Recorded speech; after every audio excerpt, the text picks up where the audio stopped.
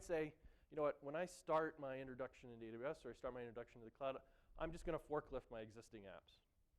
And that's not entirely safe either, right? So first, treating AWS like just another hosting company is a bad idea. Remember, think of the cloud as an operating system. So for starters, it's probably the most expensive way to go. But if you've taken all your existing security controls, your passwords, your SSH keys, your IDS systems, whatever you have that was sitting in your existing data center and you fork to AWS, it's missing a very important aspect of operating in Amazon, which is API activity and all the things that can happen behind the scenes. The other interesting thing is that low priority vulnerabilities can go from being not very interesting to suddenly very critical just by going from your on-prem data center to AWS. It's going to be a focus of what I'm going to talk about here in a second. So think about your attack surface, right? So Chris Hoff in the Mortal Worlds, right, he said, if your security sucks now, you'll be pleasantly surprised at the lack of change when you move to cloud, right? And the reality is, it actually is much worse. It gets much worse, right? Everything that I create in AWS is driven by some sort of API call.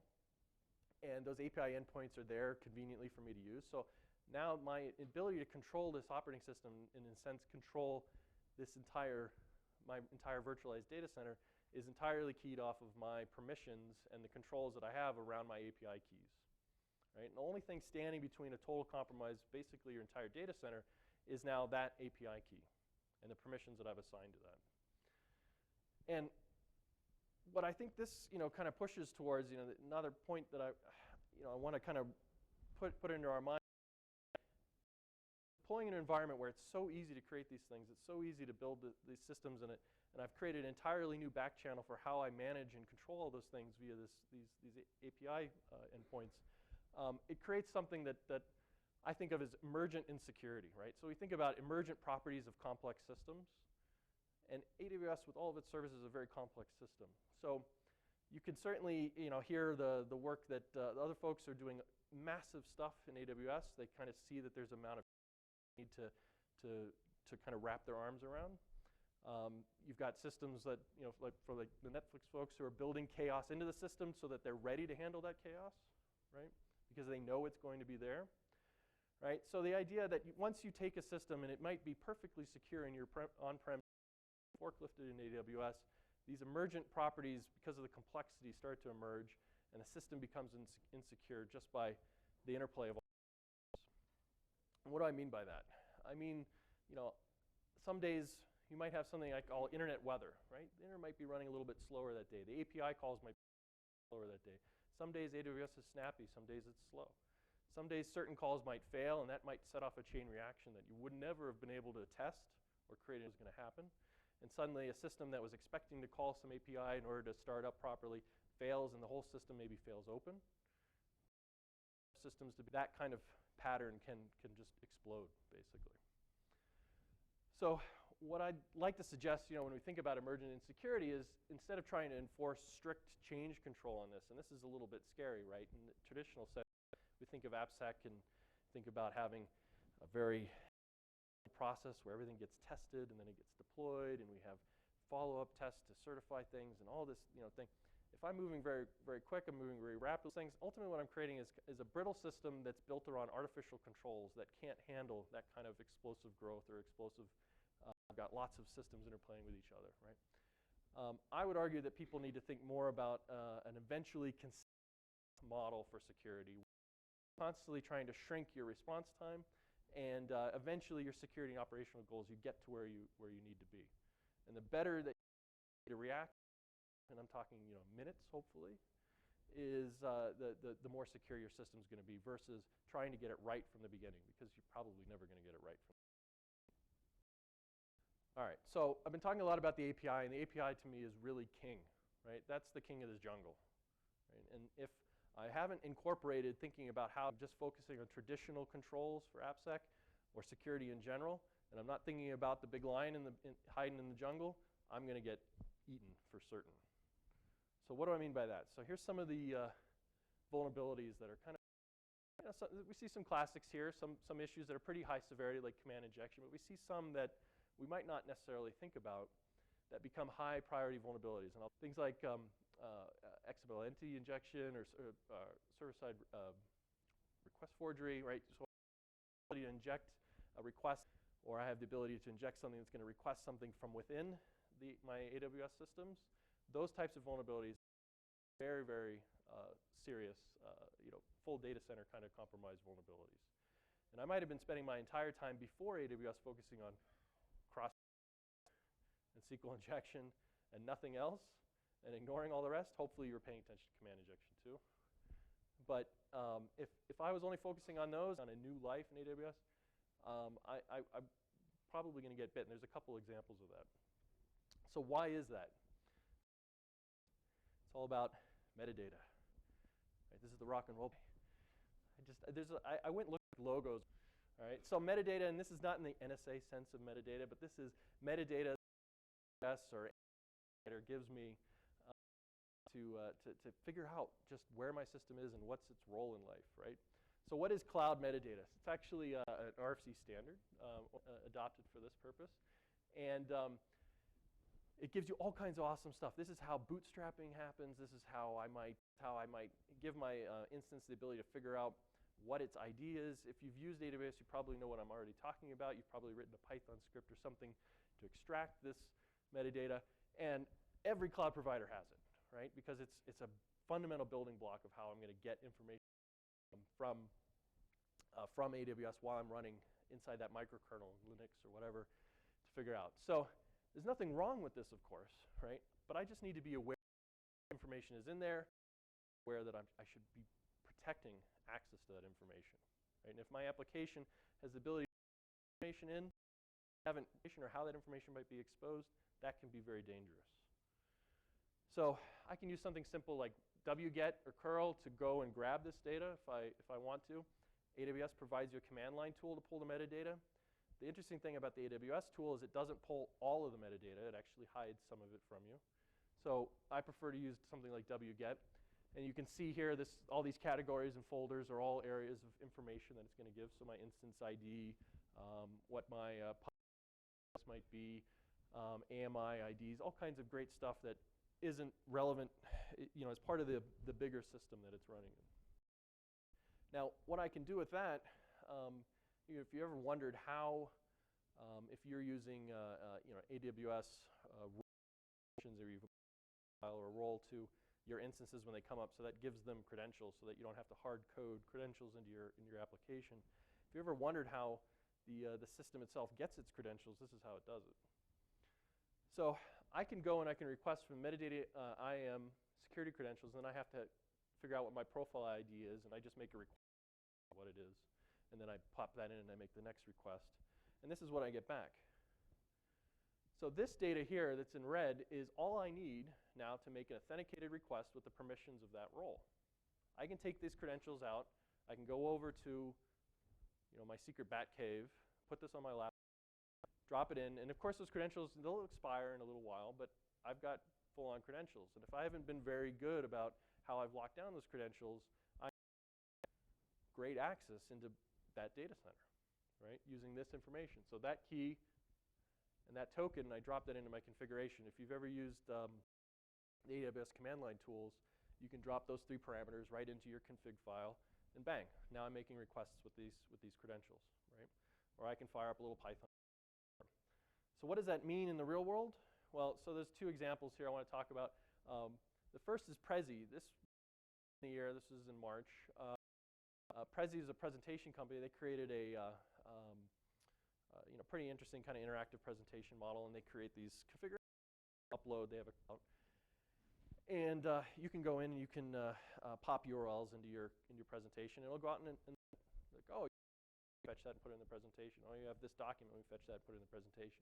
Well, the researcher who was spending some time chasing it realized I could drop the metadata URL into his presentation, and he created a presentation with all of the metadata requests that he needed, uploaded that, got his presentation back in a couple of minutes, and it was an awesome presentation. It included all of the metadata from the system that the processing of that file. From there, he was able to get the credentials, those more permissions than they needed to be, And from that point, he was able to compromise the entire Prezi environment. And you know, he was very responsible. He disclosed it, and you know, they fixed it. And then at Black Hat this year, Andreas, he did a presentation called Pivoting in Amazon Clouds. Good presentation where he talked about this exact same thing, where he was able to exploit a vulnerability. I think it was like a server-side request forgery vulnerability where you're able to go in, drop that metadata API in there, pull out credentials, find the credentials that would allow him to post to SQS, which is Amazon's simple queuing service. Message into that, and he realized you know, he could also pull messages, so he popped a message out. He realized that the backend system was using something called Celery, and that there was a particular serialized data. So he dropped in an exploit to that and opened up from one of the worker nodes, and from there and actually extract. He found a key or permissions that allowed him to create users, arbitrary users within the AWS environment. At that point, it was game over. He had complete control over the environment, right? So very simple, low priority vulnerability that we might not care about if somebody can drop a URL and request something. Popping in AWS, becoming super, super dangerous, right? Can certainly lock down so that it only is the permissions that I need to have and give to that system. In the case referenced, just needed to access SQS, but that was enough, right? So part of the problem is that I don't think about API in terms of the same way I'm thinking about my security groups in AWS. I'm locking down the IPs and who can get access to my data center and what networks and what servers and what systems can talk to what. It's really hard to find any documentation on this in AWS, but I can actually lock down my API calls to IP addresses as well. And I'm right now talking with the AWS team to try to figure out if we can get a little bit more specific and lock it down to specific VPCs or lock it down to specific instances or lock it down to specific accounts so that even if that API key is used, I can't do anything with it. But right now, I can go in and I can put in my source IP address from where these API calls are coming from, and I can lock down all of those API calls. If you're currently spending a lot of time making sure that your profile, your policies are locked down to just the services you need, great. If you're not doing that, rush out and do that immediately. And then think about how you can also lock it down to the IP addresses specifically that need to access those services and just add an additional layer of permission. So even if it's compromised, it will be useless to me as an attacker because I won't be able to launch an attack from wherever I am, right? You could also take a kind of a set the world on fire approach and just black hole the metadata API entirely. But that's a little bit dangerous. If your system is bootstrapping in any way, it's going to accessing credentials or anything like that, you're going to break all of that. So unless you've got a fully baked Amazon machine image, it has everything that it needs and it doesn't need to ever touch the metadata API, that might be a kind of a destructive way to go about it. But that could be an approach as well to doing that. And if you want to kind of get a feel for how quickly API credentials can be exploited and used, there's crawlers that are constantly scanning GitHub, for example, for API keys. Amazon's running them too. They will tell you when they notice that your credentials are hanging out there. And you can basically create a key, lock it to an IP. I'll talk about CloudTrail in a second, but how many people know what CloudTrail is? A couple folks? Everybody by the end of this talk needs to go figure out what it is if you're not using CloudTrail. You don't know what API calls are happening behind the scenes. So CloudTrail tells you what's going on when calls are going in. Drop a key out there, and then go watch your CloudTrail logs. In about 60 minutes, you probably see somebody from some strange place you've never seen before trying to use that key to get into your system. So how does that all manifest itself into kind of one particular scenario where I might have a bunch of things? So I'm going to drill into a couple of these things in a few other slides. But at each point in the system, I've got ways to pull information that might help me move to the next level. So I'm going to talk about private IP addresses in a second. If I'm using EC2 class integrated fully to VPCs yet, the private IP address of your server might be relatively easy to get. Of Amazon's look up or try to resolve an address. In Amazon, it will resolve to the private IP address so that network traffic stays within Amazon. It's great. My bill is a little bit lower. But now I know the private IP address, which means I can potentially see a private side interface of that web server. So I think it was CW 200 or something, where in the old days we used to see private web servers running on private IP addresses, giving up debug information, giving up admin interfaces, giving up information that is turned off for the public interface. And or deploying applications to Amazon might be thinking that their private interface is truly private, and in EC2 Classic, it's not. I a vulnerability whatnot and exploit a vulnerability to get the metadata. From that metadata, I can now maybe put, from the keys that I exploited, I can now potentially start information based on what my permissions are. Maybe I only have permissions to clone EBS volumes. What's the danger of that, right? If I can clone an EBS volume, I don't need the password, I don't need the SSH keys, I don't need anything. If I can go and I can clone that volume or clone whatever it is, I can take that, clone it, mount it, and now I've got a file system that I can unpack and crawl through it at my leisure, right? And if I'm really smart, I can clone it into my own account so that you don't even see it on your bill. The same thing's true for if I'm using RDS. I don't need your RDS password. You might have spent all this time creating a password this long so that nobody could ever guess it. But if I have a API access to create a snapshot of your database, create a snapshot, clone it, bring it up, change the root password, I don't need SQL injection. In fact, I take the entire database and put it into my AWS data center, and now I have complete access. And that will never show up on your database logs or your web server logs or your IDS logs or anything like that. All it'll be is a couple API calls indicating that I've snapshotted your database and ran off with the entire system. And that's the fastest path to data exfiltration in this environment than anything, right? And then when I'm done as an attacker, I don't need to just destroy a couple systems. I can nuke the entire data center, right? It's the only way really to be sure to nuke it from orbit, right? So that's what I'm going to do. I'm going to go and I'm just going to destroy the entire data center. People heard about what happened to code spaces. So CodeSpace, yeah, painful, right? They probably built the most beautiful AWS environment. I didn't see it, but it was probably beautiful. The way they talked about it, I could only imagine it was just a glorious cathedral to AWS automation. And they talked about how they had fully fault backups and systems and everything. Problem was it was entirely in AWS, and I don't think they had any isolation between the accounts or systems that they were using. And I really don't know firsthand, but somebody was able to get access to the API keys.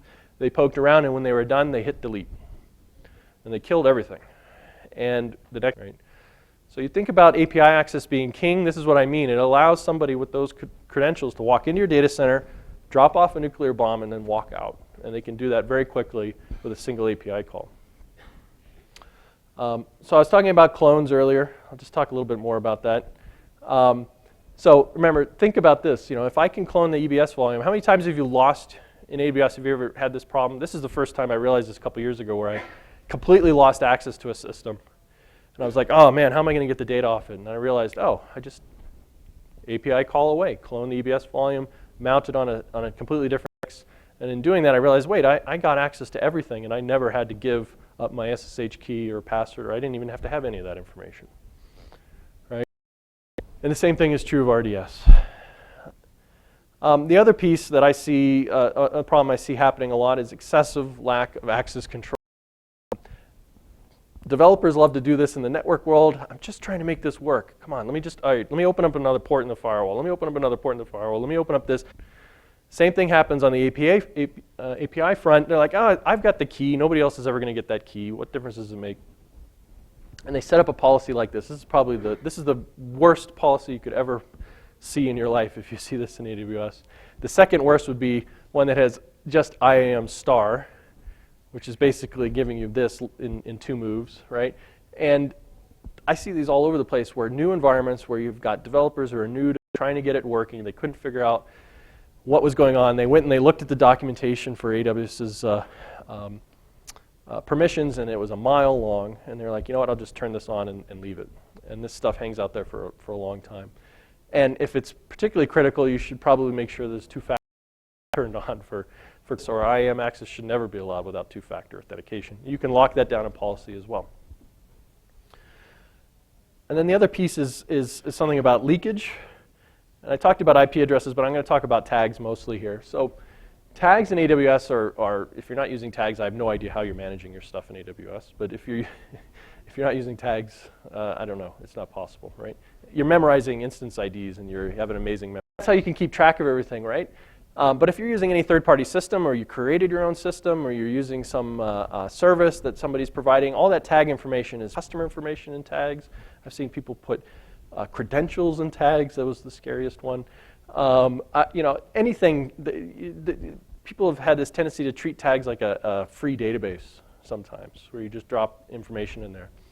And on top of it all, permissions that are tag-based. So for example, I can create a policy that says these users only have access to systems that are tagged, but no access to systems that are tagged prod.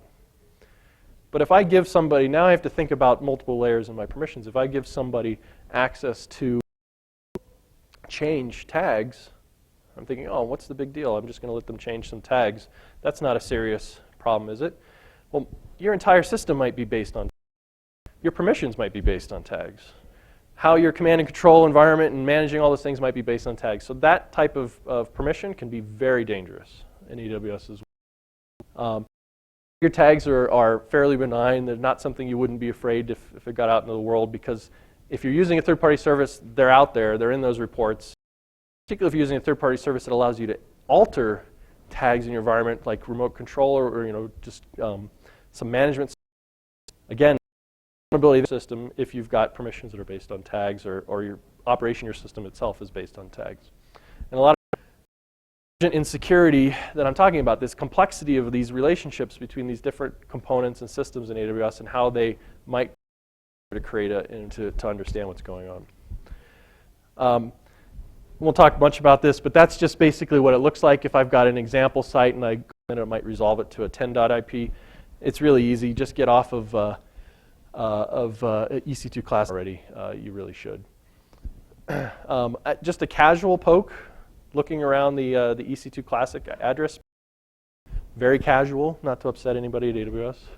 Just randomly looking, okay. Hundreds of web servers out there with interfaces that are showing admin pages, back-end pages that they're probably using inside their networks, and they're not thinking about how accessible.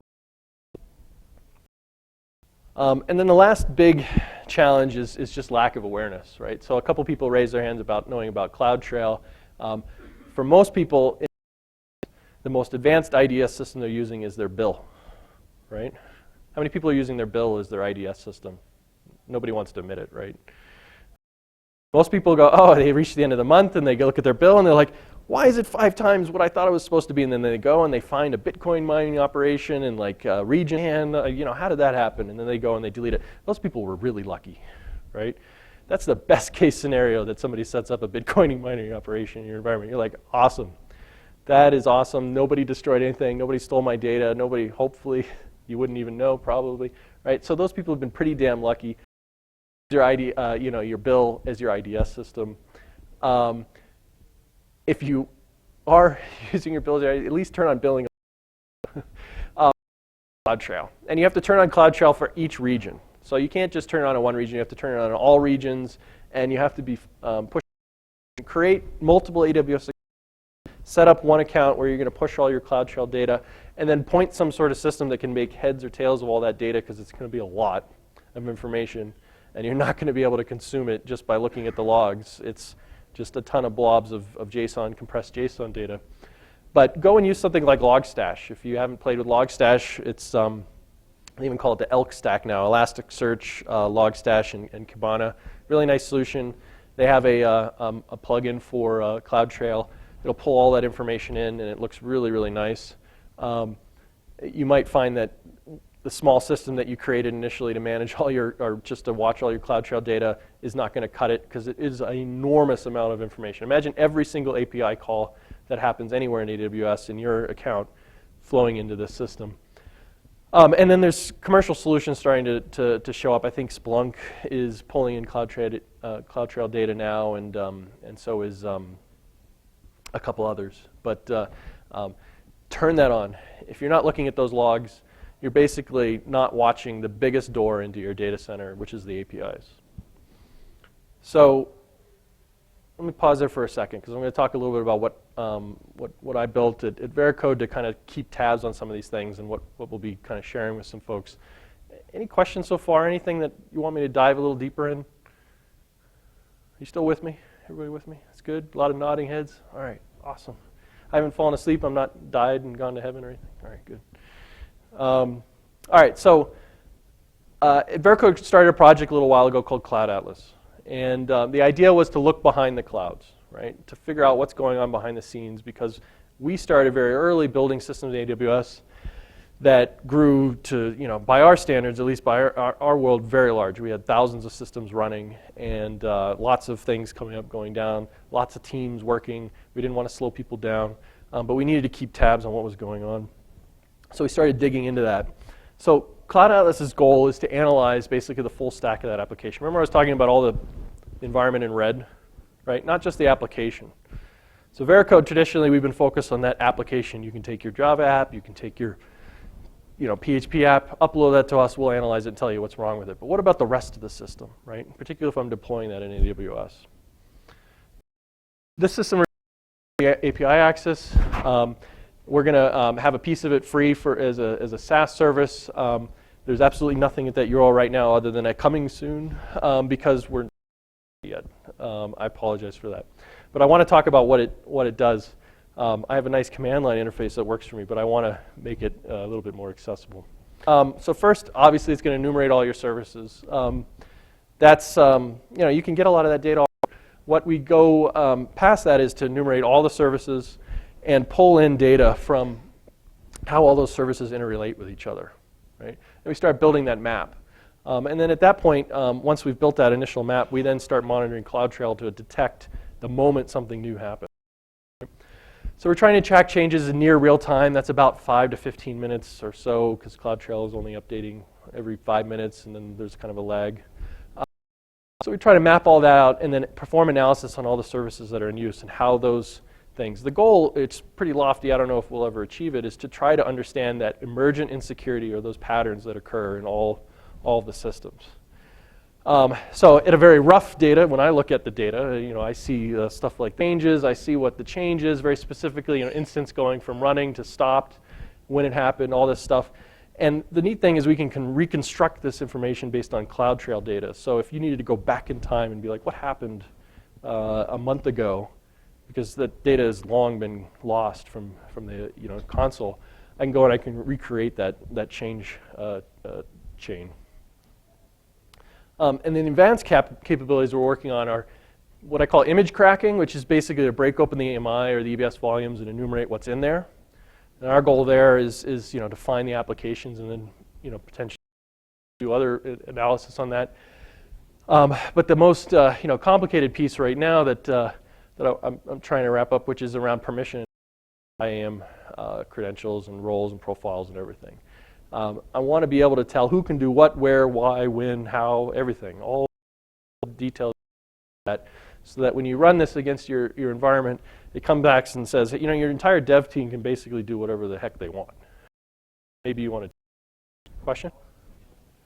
So the policy simulator will give you that information, right? What we're trying to do is give you that information across not just one account. There are tools already out there that you can fire up, Python and bang out a bunch of code. You could probably get pieces of that. What I do is make this very automated, so it just happens, right? So that I can set up policies of my own and say, all right, I want to make sure that these permissions are these things, and when things drift out of policy, I automatically know. Policy simulator is going to tell me what I can and can't do, but it's going to be for a specific account, and maybe I've got hundreds of accounts or hundreds of API keys. I want to be able to do things like, you have this API key, it's been hanging out there for a year and nobody's ever used it. Well, maybe we should turn that off. Like, it's hard to know when to turn it off. And then there's lots of other tools out there, obviously. We're not the only ones trying to do stuff. Amazon's got their own solution. It's Trusted Advisor. They've got, the capability if you've got a business support package or whatever. It's great. You should be looking at it. It's great information. you'd be remiss to not mention some of the stuff they're working on. I mean, SecurityMonkey recently came out and set that up. It'll help enumerate all the services that are out there and do some of the things. There's a lot out there, but they've got a whole ton of stuff. There was a talk yesterday on Project Monterey that is trying to provide a scanning for things. And then Nimbo Stratus is Andreas's toolkit that he created. It's basically focused on that specific use case of exploiting metadata in his talk from Blackett. I think you can get the slides online. You should check. So that's what I wanted to talk about today. I wanted to thank you all. May all your clouds come with a luck dragon. If you don't know what a luck dragon is, go look that up immediately and watch that movie because it'll change your life. But any questions? One question back there. Yeah. So, and if you give us, I'm trying to figure out how I can make it at least privilege. Right now, I've set the bar at read-only to everything. I'm trying to set it up so that if you give me more permissions than I need, it'll actually tell you to stop. Don't do that. I don't want you to trust me with that information, right? But it's read-only permissions. Any other questions? Is everybody excited to go use the cloud? You gotta think about it as an operating system now. Have anybody ever thought about it that way before? No? That's pretty cool. All right, question? Yeah, I will. You know what? Send me a note on Twitter or something like that, and I will. I have a thing, slide share thing, whatever it is. I'll put it up there probably. Make sure that you guys can get. But feel free to send me a note. We create a little Twitter handle on the Cloud Atlas page so that when that is ready, we can send everybody a message and let people know about that. And this is an adventure for us, getting this stuff out into people's hands and kind of getting people to think about an application that I think is much different than what we traditionally think when we're thinking in AppSec, where we're focused on a Java code or the individual components that we've written and try to take a bigger step back and think about the entire infrastructure and how we're going to analyze that code and that system in itself. So thank you guys. You've been great. Really appreciate it.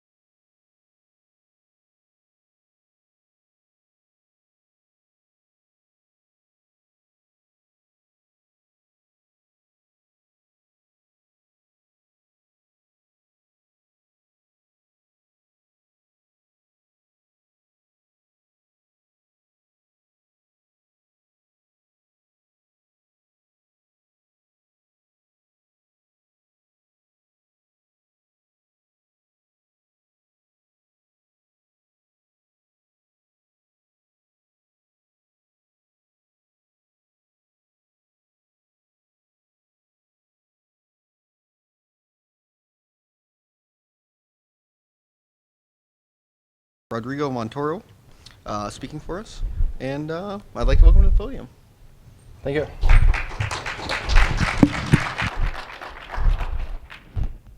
Everybody, could you hear me? It's working? Okay. Good morning, everybody. Thank you for being here. And thanks AppSec for having me.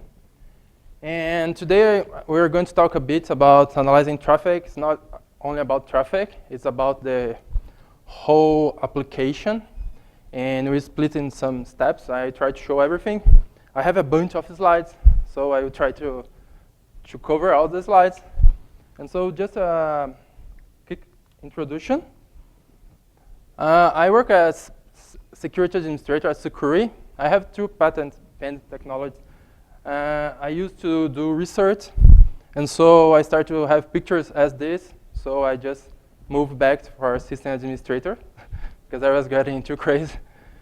I'm an open source guy. I really like to share information, and so like if those research were only mine, I probably do some scripts and publish at GitHub, but the company didn't allow. I do triathlon on my spare time, not really on my spare time, but I do a lot of triathlon. And I'm a dad. I have a 6-month baby that is making life a little bit busy, but that's awesome. So just a quick overview about my company, since they are paying and allowing me to spend my time on that. I work for Securi. We have like mostly malware removal, and we have cloud proxy. That's our product. So most of the ideas I'm going to talk here, we use in our product. So I'm just sharing something that for real life. And I heard that we have Joey here, that he's a sales manager, and he's giving 3 months trial to everybody that talks to him. So if you want to talk about techie, talk to me. If you want some trials, talk to him. And I have some challenge on the middle of the presentation. And I don't have too much stuff, but I have this to hold beers. So that's awesome. And if you answer my challenge, the right answer, I'll give you. All right, if you answer, I could give you like just 3 guys answer. So I did my talk based on WordPress. Like that's just a conceptual idea. There is no big secrets. I use WordPress because mostly talking about CMS, I think the market use like 23% of CMS are WordPress. So that's a good number. So our motivations behind the talk is we would like to do something different. We don't call really OWASP, like we're not a competitor with Imperva or mod security, stuff like that. We have some different approach. We have a big focus on some technologies. So we mostly try to do less rules, since we are working with whitelisting, and have better performance. And a kind of not too hypey, like we protect against all days, not really, but since we're working with the whitelisting, we have better protection for 0 days. So our agenda, quick introduction, the 5 steps, the 4 steps that we use here, some challenge we have, and some conclusions. We have some ideas about some projects that maybe we could put under the OWASP project. That would be great, so we could share more information and make web a safer place. We could not make it that safer, because if it's too safe, we don't have jobs, right? So you need to balance. Just a quick question. Who watched the SMS hacking 101 talk here? Nobody? That was a great talk. They have some good hacking stuff on the talk. And I will mention like some hacking that he did that I thought it's very interesting, and how we could protect using our ideas. That's very fun. So just to normalize the concepts. Like reverse engineer, it's really analyze something, understand how it works, and duplicate or create something similar, or in our case, we analyze and create something to protect. Another quick slide. We are not looking for bugs or security flaws. We don't care about that. For sure, if you found something, that's good. But we are looking for traffic. Like, I'm a system administrator, and so I love PCAPs. That's what I love. And so, like, if you look for whitelisting, I try to find something, and I found this NIST publication. It's a draft, and they don't talk exactly about web application whitelisting. They're talking about softwares, regular softwares. But basically, whitelist is like to run something, you need to be on this way. If something is a bit different, it's something like we could consider malicious, like uncommon behavior. So whitelisting is like I analyze, I see how it works, and so I create something like must be on this way. That seems, if you think about that, it's kind of basic, but sometimes it's too hard to do that. Like, if you talk about the whitelisting softwares, like there is much more malicious software than non-malicious softwares.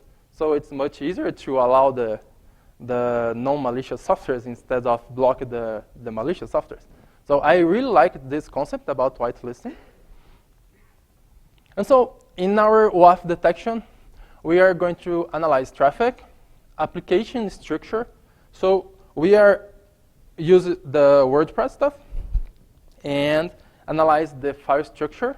And so see which are the more important files, how the attacks handle those files, what we should prevent to have access to those directories. We talked about the headers and some behaviors. Because behavior is important, because like if you try to just drop on the request, sometimes it's a kind of impossible. You need to have more information, some thresholds and stuff like that. And so, like as I said before, we are going to use the WordPress as base, but you could convert the idea to any application. Some application will take a lot of more time, and some application is a kind of easier. Or maybe if you do in the future, as we're going to talk, you create some OWASP project. You could have a lot of information ready to go, so you just use that. So we have 4 detection steps. What is the 4 detection steps? That's a kind of, we reverse the traffic. So we generate traffic, and we analyze traffic, and we see like, what is a regular traffic? What a normal traffic will do. And so we analyze the application structure. So like we have a bunch of files. Oh, you look into the directory of application. You have 100 files, 1,000 of files. So probably you could not cover all the files, but at least you could cover the most important files. So we have a kind of local protection and hardening. We need to mitigate and the attack surface, because nothing is 100%. Like so, if you do those protection, like you reverse the traffic, and so you create like the good blocks on the request. You analyze the structure and you protect the most important files, but nothing is 100%.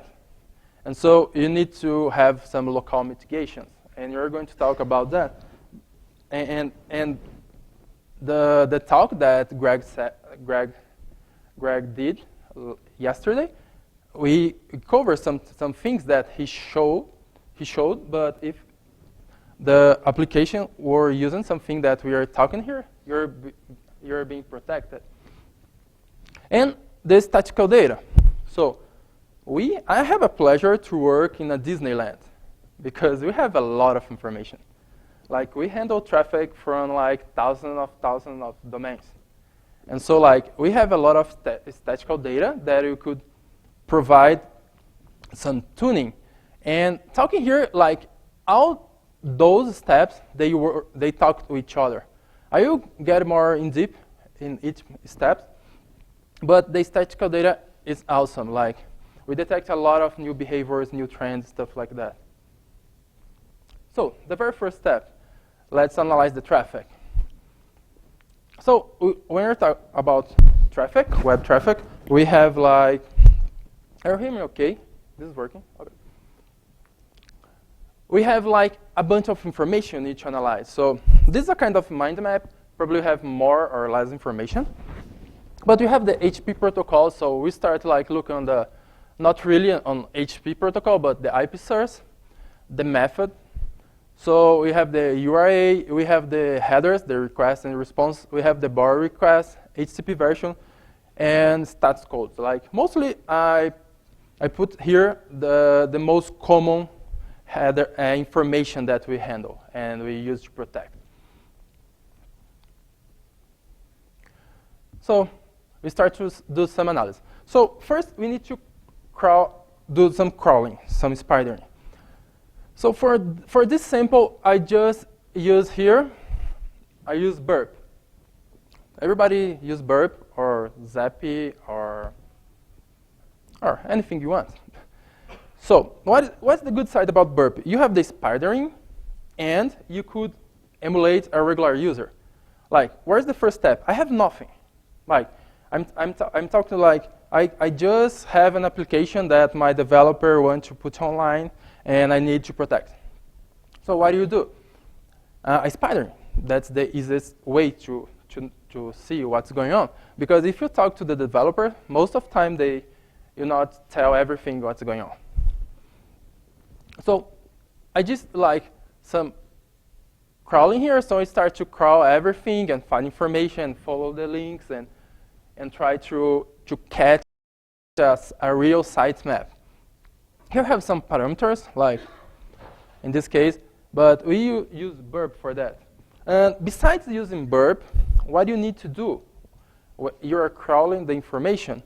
So you need to run a cpdump in the server and save a pcap. Because like in future, you don't want to do all the time the spidering. So you have the information saved, and so we could create some scripts and make the work easier. Like, because like who is system administrators here?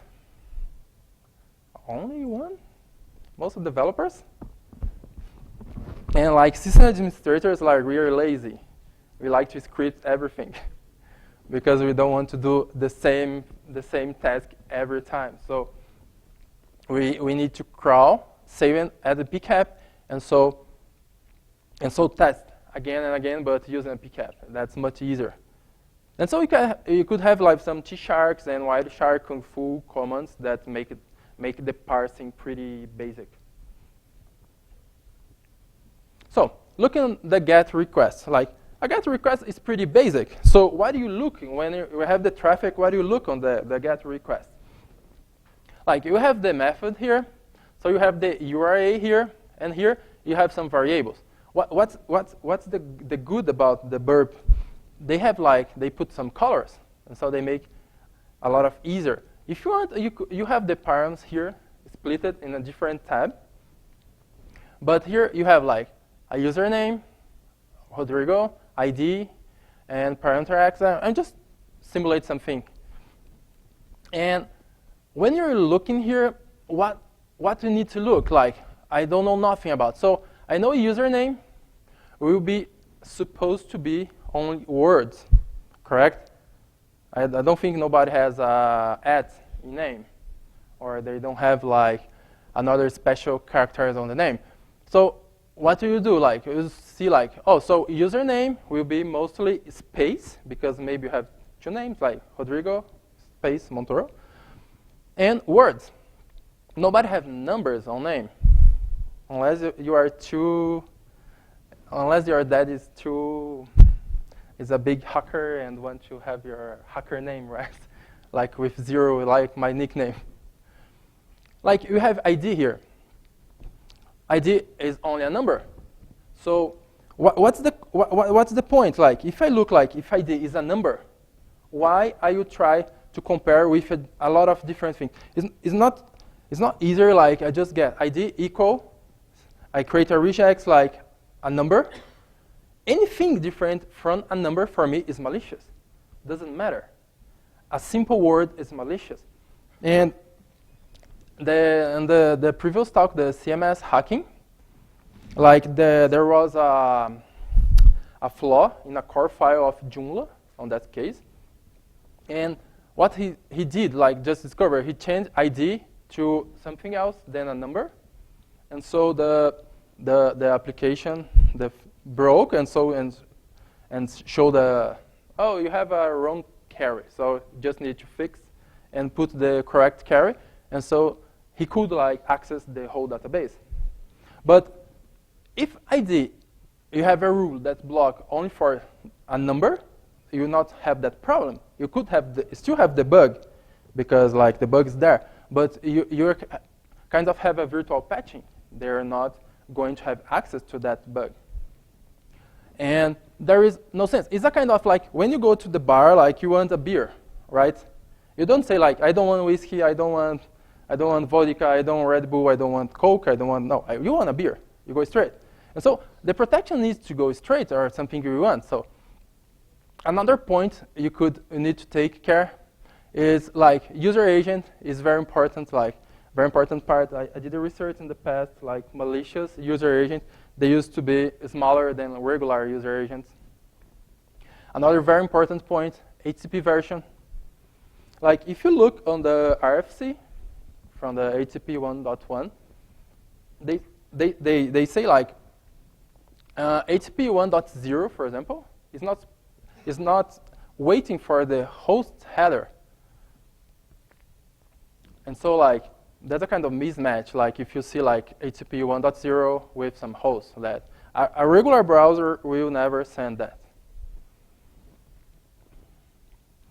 And so like another point here that the number of headers, that's very important. Like on my previous research, if you look on the number of headers going to your application, like if a regular browser usually is more than 8 headers on average. And the malicious guys, they don't care too much about RFC and that stuff. They just want to send traffic. They usually have 3, 4. So that's kind of stuff we need to start to figure out. So like that's a regular request. And it's all about how you look onto the request. Like just maybe change how you look on that. Another, just to enumerate a post request, a post usually you have the post method, you have the URI here, and the content, you have the bar content just over here. Usually when you have like some buttons and stuff like that, it's supposed to use post, since it's a kind of more secure. And you have the information here. One point you need to really pay attention when you're creating blocks, and some attackers really take care about that, and some are not. You have some extra information that the button will add to the request. And so I will show like something that will show. Another point, like we have the variable PW for the password. Like that's kind of, you could not whitelist, right? Because you're not going to whitelist and say, no, you just could use like some words and number. So they just use some bad pass. Not they are using good pass. Users are users. But one point that we will figure out here, like since you have a lot of statistical data, what we could do, we could grab the top 100 passwords and just make sure that they are not using that. And so we're not whitelisting, but we're just making sure that they're not going to use some dummy password. Because that's the only way you could make sure that they are going to use a good pass. Or at least they are not on the top 100. When they brute force, it will be really quickly. So I was crawling, and I found that I thought it was very funny. You could get a job from headers. Ask me how. That's funny. I was just playing with burp, and so like X-Hacker header if you're reading this, you should visit automated.com/jobs and apply to join the fund. Mention this header. And so I just access, and they have a lot of jobs over there. That's a good way. Like, at least they probably are, oh, at least they look on the headers. And those guys, they are the WordPress creators. They keep the stuff running. They have a lot of jobs listed here. I thought this was a joke because I was trying to do something illegal. But no, it's real. They really want to. Like, if you're a developer, they have a lot of jobs there. But what I want to show really here is the stats code. Like, the stats code is when you do some requests, you have a stats code. When it's OK, it's 200. We have a couple of different codes. Like, some codes are for internal, for server errors. Some codes are for client errors. But like, for us, on this case here especially, we are going to use 200 as the good code, and the 404 that's not found as another code. Like, because like when something malicious or some bot or some scanner is running, that IP will generate a lot of 404.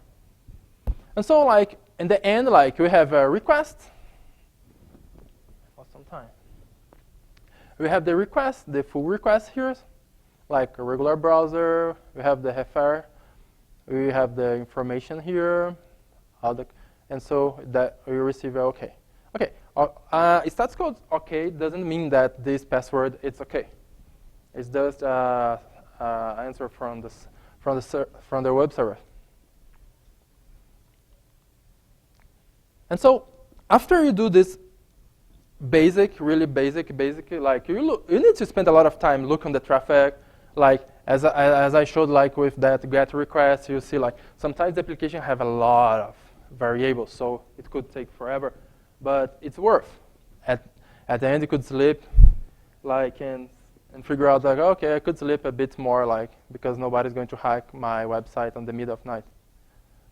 And so I create like maybe in future we're going to release like a tool, because there is some big difference about release something and the code that I do. The code that I do is not something I could release, because I do something as system administrator. That's to make my life easier. And so I start to analyze some traffic that I saved and that PCAP. That's why I told that saved at the PCAP, and so you could keep work on that. And so I create some regex based on the URA. So here you probably have numbers, and here you have some words and space, and could be things. This is for search. The page ID is only numericals.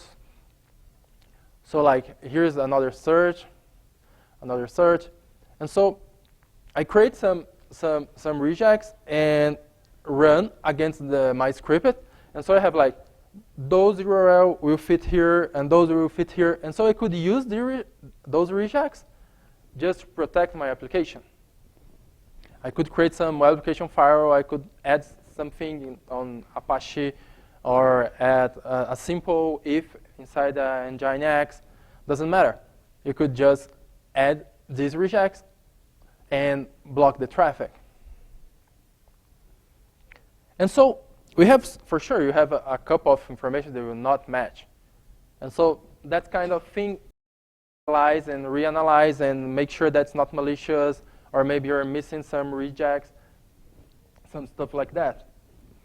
And the good side, like when you're deploying this, you could deploy like on the IDS mode. I came from the IDS world, and so like you could just deploy on monitoring mode when you're using the real traffic, and so you could fix some false positives because probably you missed something, and so you have like some traffic that you probably need to do some new work. Or maybe those regex will get some regular traffic. And so just a quick challenge. Like you could keep your beer a bit colder. What's wrong here? Like where this is malicious. just to see if everybody's awake. Any guess? The username? No. That's not. That's a try. One more try? All right, who tried? I didn't see who. Who? The IP? No.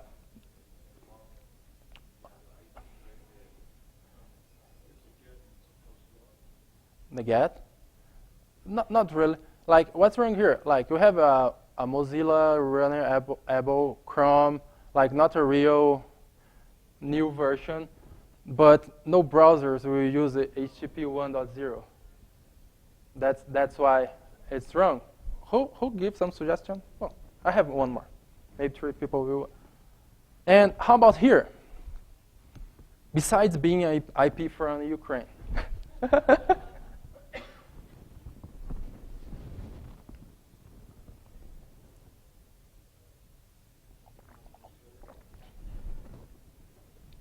No. I'm not talking about missing, because we don't have the whole information here because it could not fit. You remember when I saw, like, when you post at wplogin.php, remember that the button adds some information to the content. And if you look here, the post log, they just have the log and the password. So it's not a regular request. It's somebody trying to do some brute force. Make sense? Got it? Just come back here quickly. Like here. Like when you have the full request, you have the log, the name, and the password. But the button, if you're a regular user, a real user, they will add more information. And at that case, it's missing. They just send the user and password. Probably a brute force. Right. And so that's the summary. We capture the traffic, and we split the traffic, headers, math variables, all the information you need to work, and you figure out that it could block, because maybe you could block more stuff that I could. Because like we handle like 1,000 different websites, so you cannot block everything because you have a lot of different customers. That's hard. But if you have your own server, and you could block probably more things. So you split the traffic. You compare variable against regex that you create. If you don't have, you could create new regex.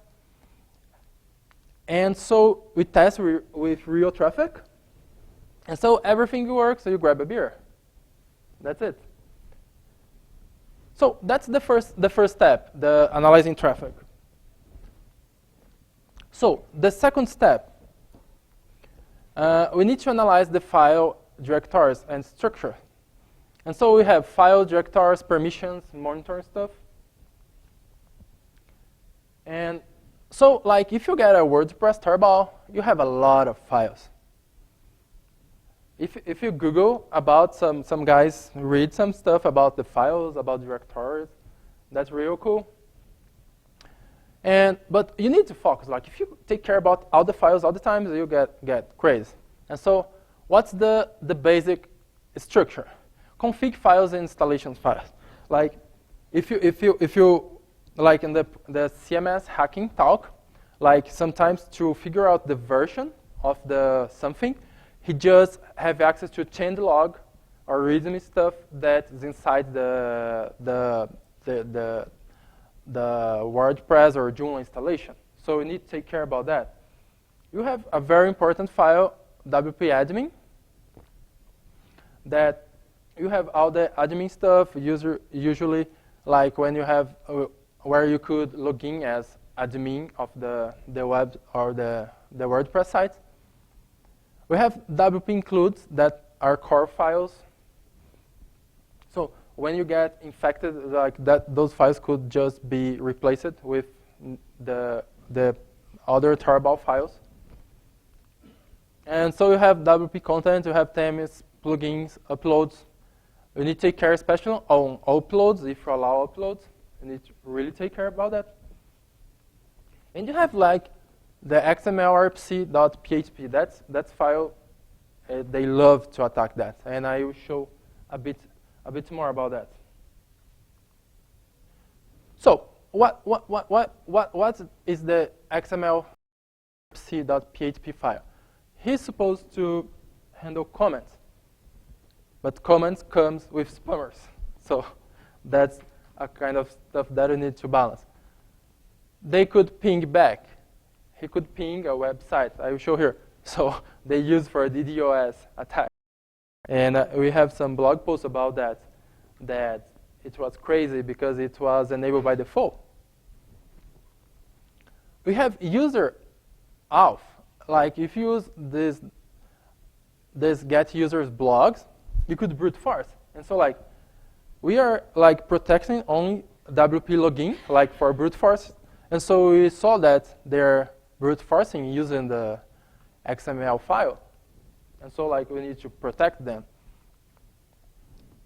Or if you want to have some fun, you could like maybe redirect for some running pods and show who is the boss. Like you rack, what do they say? Like you rack my blog, I sniff your packets. Like that's a kind of sharing needs.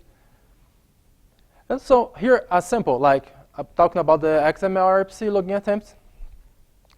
They access the file, and so they send the user here. That's a user test. So never create a user called test, because you probably use some bad password, because you say no, it's just quickly, it's temporary, and those users stay forever. And like the password here on this sample is sick boy.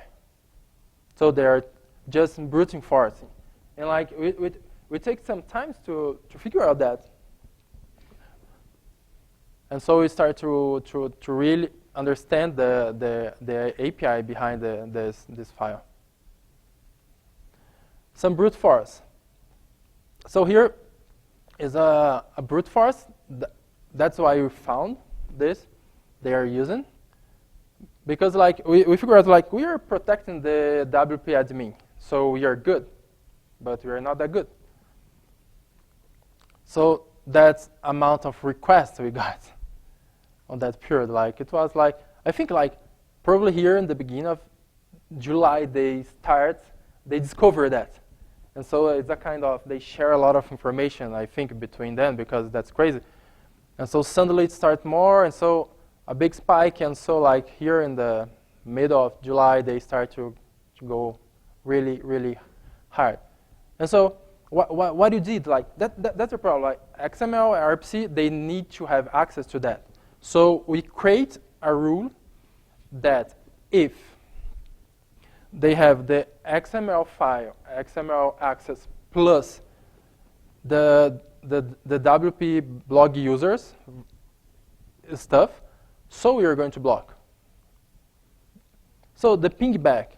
Did somebody hear about the DDoS using the pingback? You did?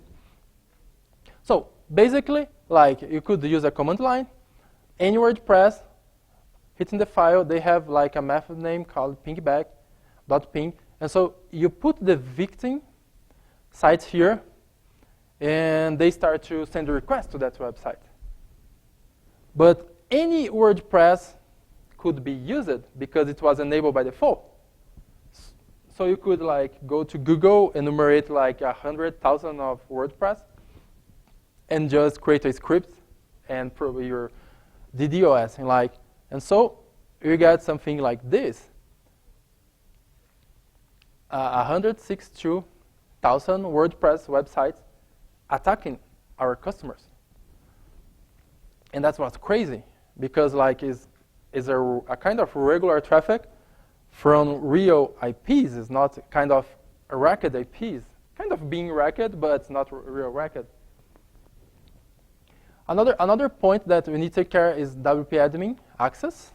I mean access because like we're like for here we are like that's the fun part. Like usually you have a couple of blocks, real blocks here, and suddenly you have some spikes. And so when we have spikes, and when you really get in deep and find some new things, like this, like 63,000 attempts, like a week. That's some numbers. It's not usually that number. Sometimes it's much more, sometimes a bit less. But imagine, like, we block like a lot of attacks, like for WP admin only. And some customers, they just disable this protection. So like you don't have logs for that. So probably they have much more access to the information, but we don't know. It's up to the customer. You just have we have this feature, but it's up to them. So sometimes it's hard because some websites, they need to allow anyone to log in, right? And so just quickly, some HX restriction files, the uploads. Like if you do options index, like a lot of people could upload, but if you don't want that all the information get listed, so you could add this to make sure that not going to list. And this you are not allowing from outside somebody have access to a .php file. That's a very simple, but like when you allow uploads, they could upload a web shell, right? And so if they upload a web shell, they could like start to send some commands. But if you have something like this, you avoid that. They could upload, but oh well, like they could change the extensions and all that stuff. You need to really take care about that. And so like WP admin, like if you could allow only a few users, a few IP servers, that's much better. But if you have a regular browser, a regular blog, that's kind of hard. The XML RPC, we block by default in our service. So if the customer need by any reason have some access, we allow everybody to have access. But we have some rules, as I told, like in the correlation logs, to keep a kind of protection. And here a couple of more samples, like block like text files, log files, just make sure people, by mistake, some information is over there. And so another point, like the third step, local protection and hardening. So you need to mitigate. As everybody knows here, there is no 100% security. And so we want to mitigate. So what do? You just cut the Ethernet cable and make it offline, so you're good. But how you do that? We have some tricks here. We have real-time monitoring option. Like you could download OSEC, it's an open source project. And like besides all the features that they have this awesome feature for Linux that it's used the iNotify functionality from the kernel. So in real time, if somebody change any file that you think it's important, any extension, they will just send you alert. That's very interesting. Like talking about the CMS hacking, I don't know. I don't know why Greg needs to do something on the server for them, and so they just give a kind of admin access to him to the WordPress. And what he did, he just removed the 404.php file content and change for a web shell because they don't want to give a shell for him. And so he just did that. If you have this running, you get on the right way. Why they change that? If you have a malware infection, why they change that? Why they create new files? And so, like when you have some infection or somebody hitting your server, you have like to monitor this in real time. Like if you read the network security monitor, the book, like how about how fast you could detect the attacker? It's not about like prevent 100% because it's a kind of impossible. The attacker will always have access if he wants. That's the biggest truth in life. But you could try to make the life difficult. So another threshold ideas that we have, that you saw, too many 404. Like who generates? A regular user will not access a lot of not found information in your server. So or it's a bot, or it's a web scanner, or it's something malicious. It's not a regular user. Another threshold, like get per time for the same IP. Like a regular IP will not send too much information, like too many gets. Like I'm not going to send like 50 requests in 3 seconds. That's not common. Post the same concepts. So that's kind of idea that we saw that you could create. Like you could monitor a bit and get some times and thresholds, and so you could add that. Special file permissions. Like, do you guys know a command called change attribute in Linux? Like we have like I just simulate a quick infection. Like we have like echo malware content to test.php. So cat test.php malware content. So we list the permissions, and like Spooker, they have permissions. That's okay. And I list the special attributes now. Like I just did chat. It's CHATTR plus I, and so we become this file immutable. And so like if I'm Spooker, still Spooker here, I try to add a content, I don't have permission.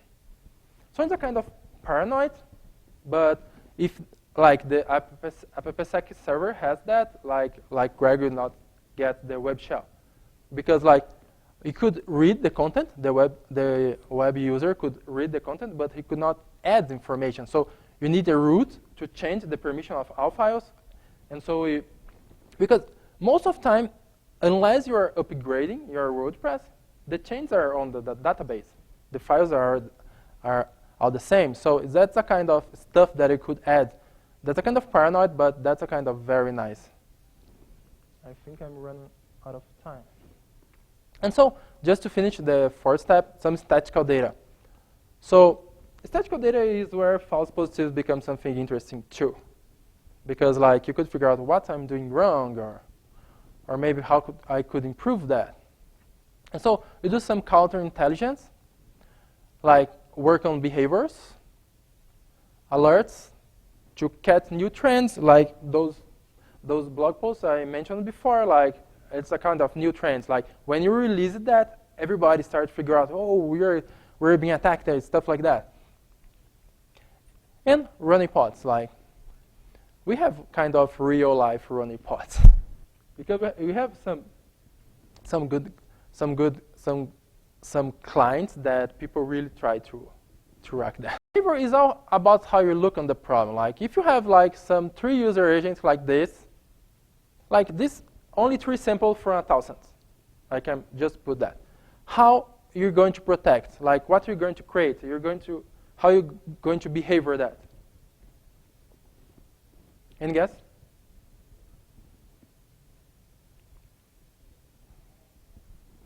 Like we usually look on different approach. Like you could tell me like it could be A, B, C, D that you have in everything. But if you look at A, B, C, D, that's why it's a blacklist way of doing stuff. So by any chance the attacker just changed D for E, you're out of game. They are still. But what is common here? 19 bytes. That's how you try to look things different, because sometimes it's a kind of crazy much information, and you need like, oh my God, what I need to do? They're going to win the battle, and so we figure out, oh, they are missing this, and so we try to see anything like we could. So some statistic, like we block like in a week, like a lot of access to XML, and if you look by IP, like USA is the most country that attacks, but that's common because like I think most of the hosting and infected machines they are hosted in US, so that's pretty common. And so China in second, and so a couple of more countries here. And so like one point very interesting if you're doing to create some protection, use JLIP. Like I could, if I'm not wrong, like 40% of our blocks is JLIP. The customer could set, like, I don't want traffic for this and those countries. And so they could just block. And so 40%, that save a lot of performance and traffic and CPU. The top method, so get is the most used. Post is is in second. Head, trace, cook. I don't know what's cook. Return to cook. I think I'm out of time. If you could before lunch, I could finish. And some stuff like here. I'm just finishing. So HTTP version 1, as I told you, like regular browsers doesn't use HTTP 1.0. We have some scripts and some bots that they use. And so like we block only for a week almost 1 million requests using HTTP version 1.0. And I think because they have the big fire of China, they could not update their web browsers. And so poor China, they have some very old browsers. So they are the top one here using HTTP 1.0. Ukraine, Singapore, like that kind of traffic. Like if you have something related to US, like you don't want traffic for a lot of different countries. Brazil here. And so in summary, like we reverse the traffic, analyze the application structure. It doesn't matter like how big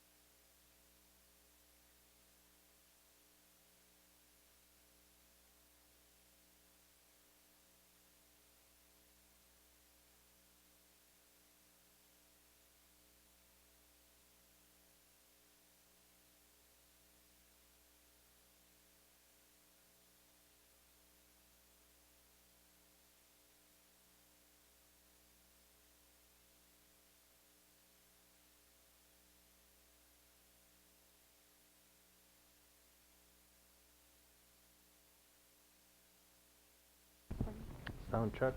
Can you guys hear out there? Can you hear him? Can you hear me?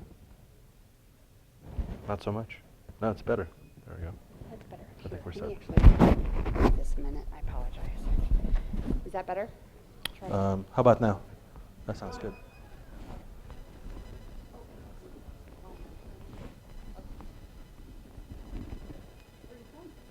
Houston. Yeah, I love Houston.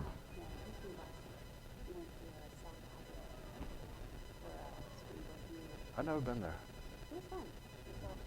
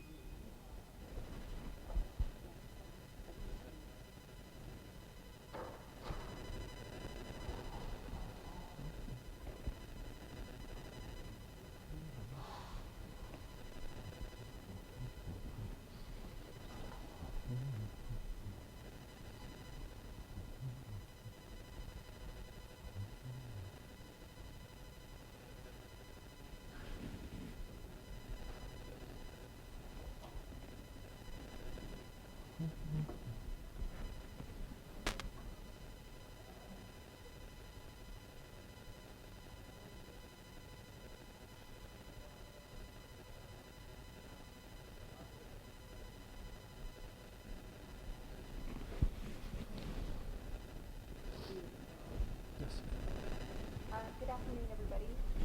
We're going to be listening to Misha from Houston, and Thank you. My name is Misha Goffstein. I'm a Chief Strategy Officer for Alert Logic in Houston. We do a lot of cloud security solutions, so a lot of what I do is spend time with cloud applications and help customers make sure that they're secure. How many people in the audience right now have applications deployed in cloud environments? So, good handful. All right. So here are the topics that we're going to cover today. We're going to talk about high-scale web application architecture. And the reason we're going to start with this is because while the talk is really about security, I think one of the main things you have to understand before you start advising DevOps teams and infrastructure teams on how to secure those environments is understand the world that they're dealing with, how they deploy their infrastructure, and a lot of the requirements they have. So we are going to take a look at sample application that we have auto-scaled and take a look at some of the architecture requirements for and implications on security infrastructure. We're going to touch on platform as a service, but this talk is primarily around infrastructure as a service.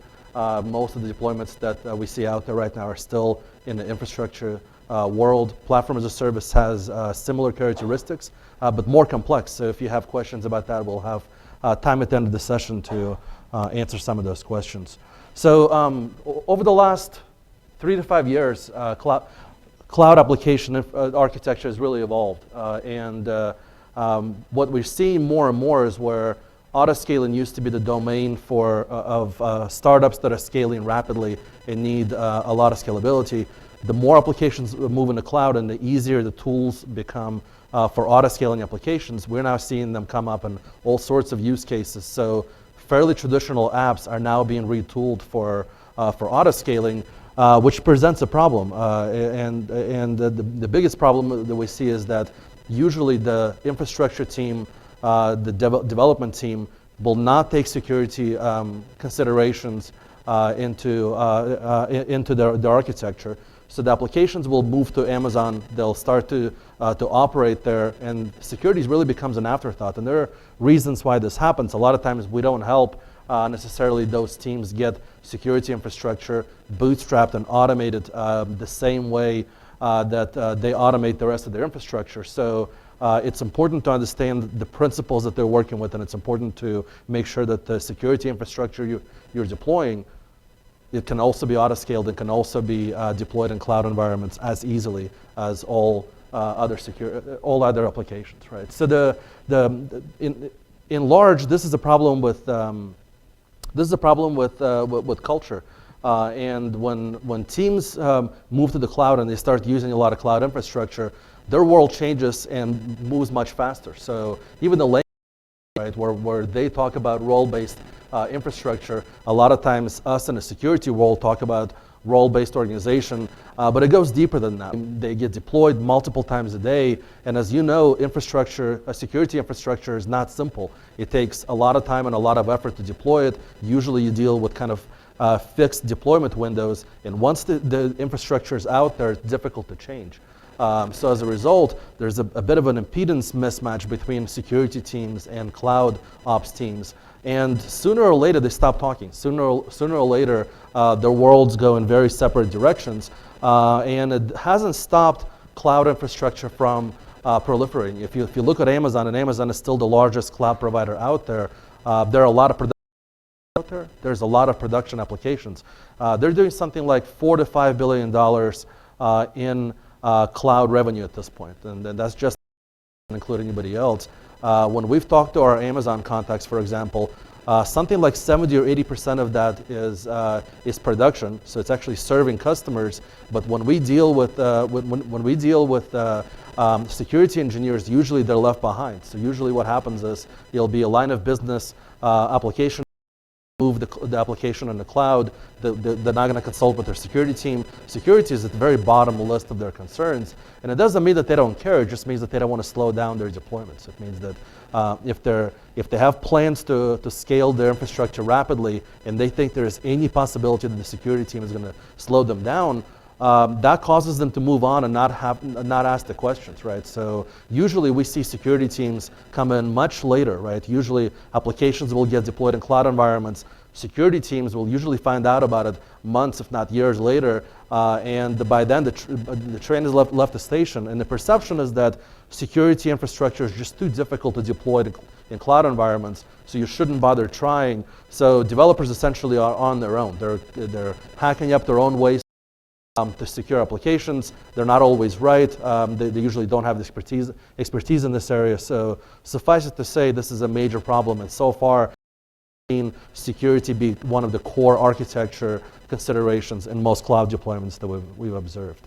So we're going to spend some time on just the basics that people use for auto-scaling, just plain infrastructure, right? We're not talking about security yet. And we're going to talk primarily about Amazon tools, mostly because Amazon is by far the most mature in this area. You're going to find analogs of these tools in other cloud environments. So for App Engine has Orchestrator. The Google Compute Engine is not as advanced with web tier auto-scaling.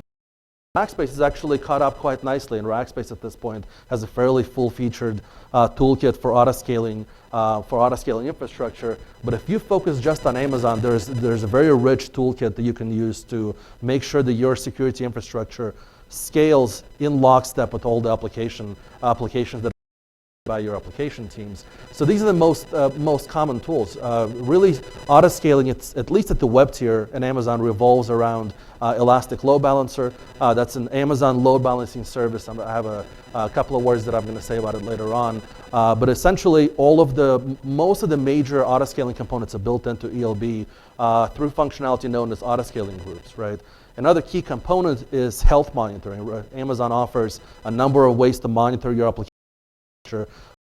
That you can use those checks to trigger auto-scaling events, right? So based on whether or not either your security or your applications are healthy or unhealthy, up or down, you can trigger auto-scaling events.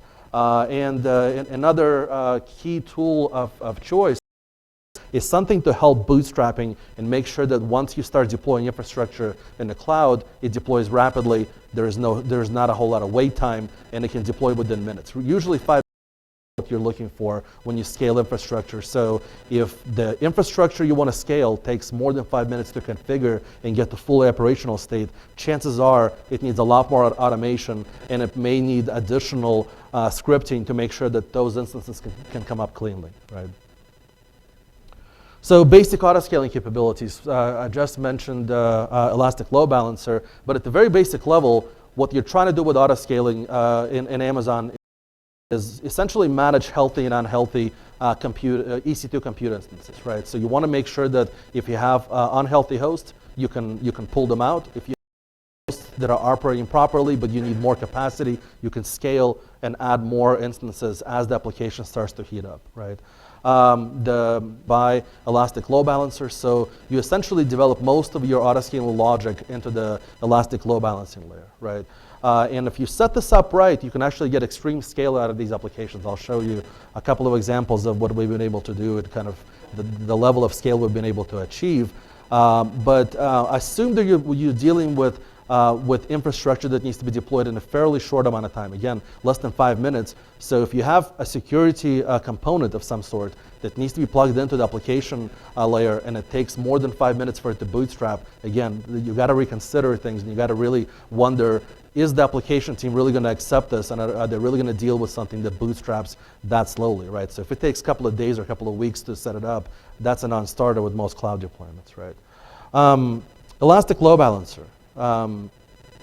Elastic Load Balancer is a basic load balancing service. It's not the most advanced load balancer in the universe, but it does have a lot of functionality for managing scale out deployments. So you can add a lot more infrastructure just using ELB and autoscaling groups as triggers. It essentially allows you to configure groups and rules by which you push autoscaling routines, and I'll show you how those things are configured. The theoretical maximum of ELB is fairly high. I'm actually not aware of the higher end limit of it, but we've seen 20,000 transactions, 40,000 transactions flowing through ELB layer, and you can make sure that you scale this infrastructure across multiple availability zones, right? So you don't have to restrict this to just a single geographical domain. There are ways to auto-scale infrastructure in a lot of places distributed geographically, and that's another challenge for security teams. They have to make sure that their infrastructure, again, follows in lockstep, right? So here's how autoscaling is configured in Amazon. There are 4 basic components, right? You're gonna configure your launch configuration. Essentially, a file that sets parameters for how instances are gonna start. We're gonna have a little bit of a deeper dive into it later on.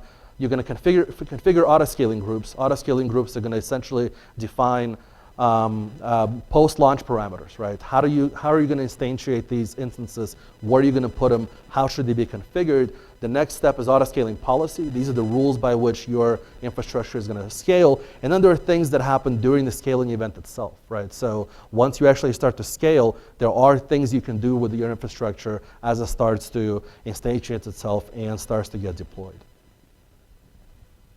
So taking a closer look at the launch configuration, here are the things that get defined in there, right? AMI ID is the most basic, right? That's the machine image from which you're going to start from. You're going to define instance size. You're going to look at which block devices need to be attached to those instances. Key pairs, right? So identity as it needs to be attached to those instances, and security groups, right? So once you have that, at this point, the instance is spinning. It is now coming up. It needs to know which group it needs to belong to. So in the autoscaling group configuration, what you're configuring are things like minimum and maximum number of EC2 instances that should be in that group, right? So one of the things you can easily do actually is say, this autoscaling group should never have less than 4 instances, right? So if it has less than that, right, or if they're unhealthy, for example, and some of the health checks come back on true, make sure there's at least 4 healthy instances in there at any given moment. You can obviously set, well, if in case your application can't handle more web tier components and they overwhelm the database, right? So there are ways to configure both sides of those bounds. There are cooldown parameters you can set, right? Cooldown is actually especially important. There's always a cooldown period built into autoscaling groups. By default, the time period when an instance comes up, traffic gets attached to it, it will spin for a while, it'll start accepting. During that time, it's not a good idea to look at that instance with CloudWatch, meter it, and figure out the CPU is hot, right? Obviously, the warm-up period, right? So during that time, during the cooldown period, the autoscaling routines are going to for a while, let the infrastructure catch up, and you can set this as long as it needs to be, right? So if you need it to be 10 to 15 minutes, you can let your instances come online, start accepting traffic, things to start to settle down, and that's a good time to go check to see if you need to spin up additional instances, right? The last thing that gets defined in auto-scaling groups, and this is, again, parameters, which availability zone you're gonna spin into, which VPC groups to use if you're using VPC, and most people are these days, and so on, right? Moving on, auto-scaling policy essentially defines scaling activity, right? So these are rules by which you auto-scale your environment. These are applied groups, right? So again, CloudWatch metrics are probably the most useful tool for auto-scaling policies. That's where you triggers, and there are different triggers based on what type of infrastructure you choose to scale on, right? So for some things, you may need to auto-scale just by knowing that there's a certain number of connections going to a cloud instance, right? So if you have a web server and you have more than, let's say, 5,000 connections going to it, you may want point when you need to scale up, when you need to add additional capacity. You can also do that through any combination of CPU, memory, disk, and other metrics. You can RDS, that's a database service for Amazon. So auto-scaling functionality and ability to scale triggers, for example, is fairly rich. There's a lot of flexibility you have in how you're going to scale.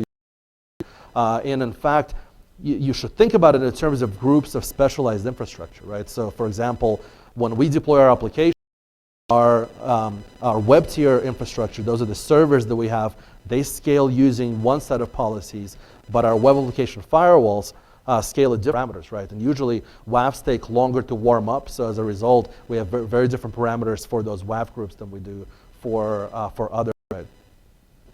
Last thing is the scaling event. Again, this is the act of scaling up or down. These are the things you want to do after the scaling, because based on that scaling activity, you may want to launch other things, right? So using the simple queuing service, you can send yourself a notification and let yourself know there are new instances now spinning up. If you have, for example, web application security testing as one of your policies, and what you want to do is say, every even though it's coming up from the same set of AMIs, and I know the code that's being deployed in there, but I still have to run a series of automated scans, and I have to do a certain number of for security. And when these instances come up, you can actually do that through the SQS service, send a notification, pull that out, and then launch whatever scans you may need to run, right? So as the infrastructure auto scales, you can actually trigger additional actions and use this infrastructure to start to trigger. So scaling events are useful and very important as well, right? So here's an example. We're not going to go through every configuration screen. I think that'll be in this session, but there's a couple of ways of configuring auto-scaling in Amazon. The easiest one, there's actually a couple of wizards that are very simple. You walk through the wizard, auto-scaling group. Pretty much everything you want to configure is configurable through the UI, but you can also do so at the command line. The reason why to do it at the command line. Imagine a scenario where security team and infrastructure teams are very separate teams, and they really don't work on the same projects, right? It doesn't mean that they should have to be necessarily when they set up their infrastructure. You may just want to inherit a set of auto-scaling routines from your security groups that says, every new application stack, also deploy this security stack in lockstep with it. And command line tools are very useful for that, right? So using command line exactly the same thing you can do with the UI. You can obviously do that with Amazon APIs as well. So this is, for example, a command which you have created previously.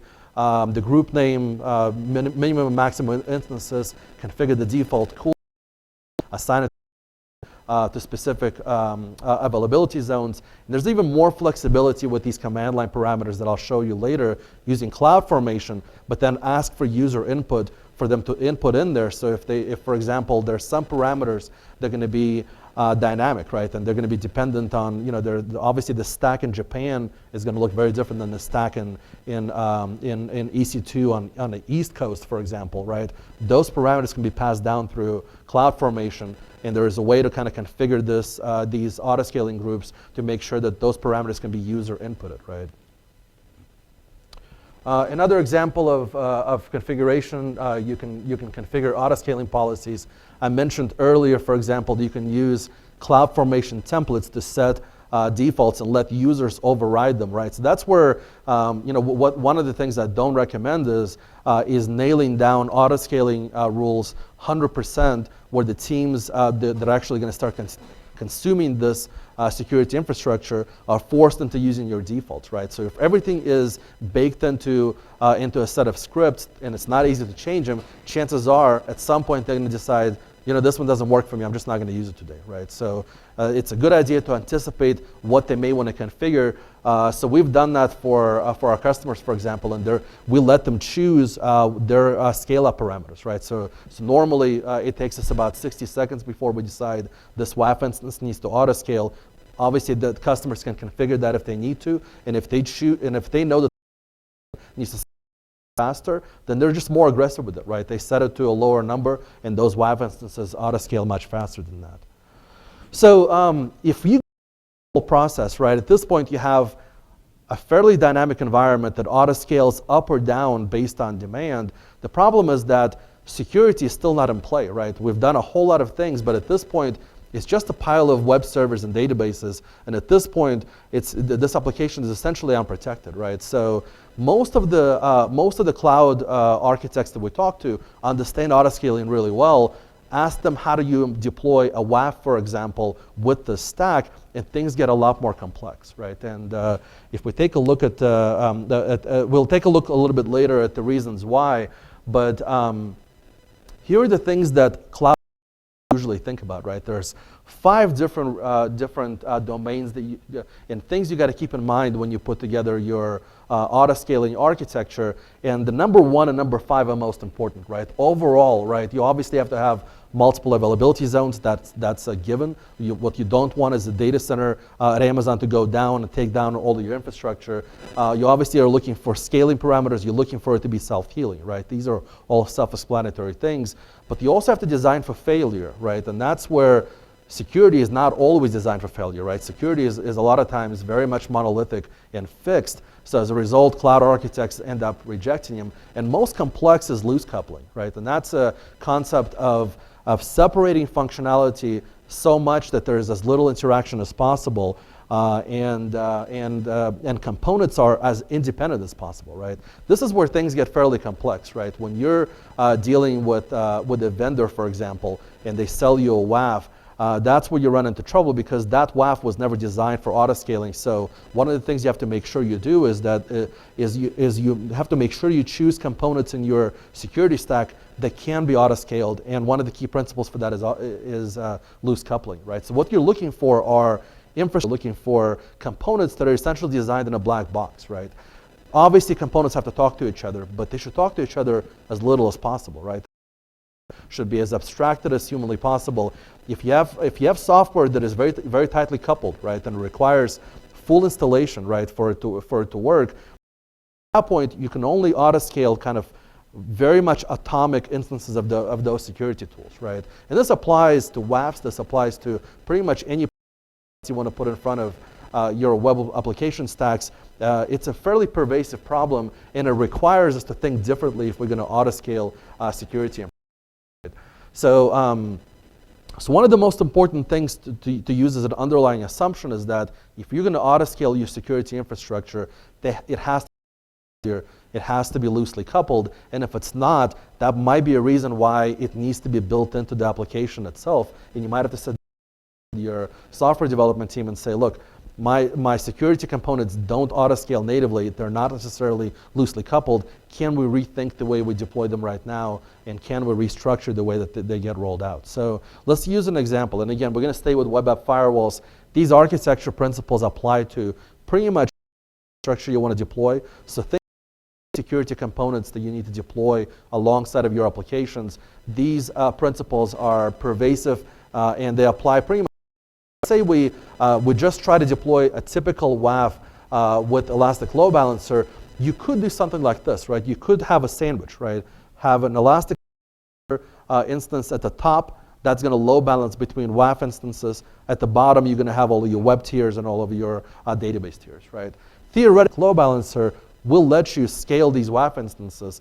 And if you look at it casually, it's done. There's a couple of problems with this, right? First of all, WAFs usually have extremely slow boot time, right? So when a WAF comes up out of the box, it takes time for it to really get to the point where it can be in production, right? Those of you that have used web app firewalls before, you know that they have to go through a learning cycle. They have to learn the application and figure out all the application paths and make sure that the positive security model can actually have an impact. It's not a 5-minute process, right? Usually learning cycles for WAFs take a very long time. It takes several weeks, and depending on how busy your application is, it could take quite some time for the WAF to learn the environment and really go fully into production. So a lot of times WAFs become those components that are useful but not really fit for autoscale environments, right? They're also tightly coupled, right? And when you think about how WAFs are deployed, usually a WAF is kind of a monolithic device, right? It's usually an appliance. Even if you virtualize it, that WAF is essentially designed to be a single component, and if you need more capacity, you scale up. You buy a bigger WAF. Or you start to put them in clusters. That tightly coupled design is a very bad fit for Amazon-style autoscaling. So a lot of the times what we see is that customers will try to deploy their security stack alongside of their web applications and then quickly realize, this actually breaks a lot of my scaling. I'm just going to pull it out, and I'm not going to do this anymore, right? So there are different ways to approach this problem. So if we apply some of the things that we talked about in terms of loose coupling and designing for failure, there's a couple of ways you can restructure the way your security components interact with each other that will let it autoscale much better, right? So we actually played through this exercise at Alert Logic, and we took our application and pulled it apart and said, look, we need to make our WAF stack as stateless as possible. That means that every component should be a black box. Ideally, if the management plane goes down, there's no reason why the processing plane, right, the actual proxy, the blocks web traffic should go down as well, right? If you have components that trigger down, obviously that's an example of connections between management and control planes, and I'll show you exactly how we did that. And you really should make the communication between these components as asynchronous as possible, right? Because, for example, if your WAF proxy, right, has to go talk to some centralized console every time it needs to do something, obviously there's going to come a time where it's not reachable and it's no longer in production anymore, and things come crashing down. And what happens in autoscaled environments, right? Let's imagine you have 15 WAF units that have been autoscaled, and 3 of them go out of production because they can't reach the master controller that they need to talk to. Usually they'll trigger an autoscaling event, right? Your elastic load balancer will realize there's not enough capacity here. I got to do structure. It'll bring up more WAFs, and if that controller is not reachable, they're not going to be able to come up. They're not going to be able to spin up properly, even after the cooldown period. Work properly, and it's going to continue to spin more and more WAF instances, and that's actually where autoscaled environments, that's the downside of them, right? This isn't very sophisticated logic. If your environment starts to autoscale and the instances that are being brought up don't come up properly, all of a sudden it just keeps spinning more and more of them. At some point you're going to hit a max limit and you're going to experience an outage, and at that point, again, that's what the DevOps team or the operations team says, we were just fine before we started deploying the security stuff. We don't need it, pull it out. Availability for us is much more important than making sure that we have our security layers implemented as well. So if you were to pull them, if you were to make them as decoupled as possible, here are the couple of steps that you can go through. And again, you can apply these lessons to pretty much any security application that you're deploying. So anything that runs in front of your application stack could theoretically work this way, right? So again, we're still using elastic load balancer, but we've separated the control plane and management plane, right? So the controller that tells the WAF appliances which appliance needs to be in production. What did the learners say, right? When you learned what that application environment looked like, you shouldn't have to do that every time, right? So the controller should really be separate from all the worker roles, right? Those worker roles are the ones that are going to autoscale linearly. That controller limited function. It just needs to be there to collect log data, and to provide configurations directives to all the workers, right? But really, these are separate pieces of infrastructure. Yes, there's a question.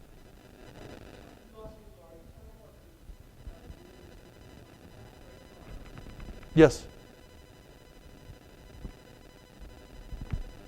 Yeah, we're talking about how a WAF should be structured in order for Amazon environments. It would be in Amazon, right? So it would essentially sit, it would still, right? It would still web servers, right? It would sit in front of the elastic load balancer that scales the web tier, right? But in front of a WAF layer, and that layer itself would be auto-scaled as well using elastic load balancer, right? No, usually, I mean, these are third-party services, right? So there are WAF, there's a whole lot of WAFs in the market out there, and we have one. There's a lot of vendors out there that sell others, right?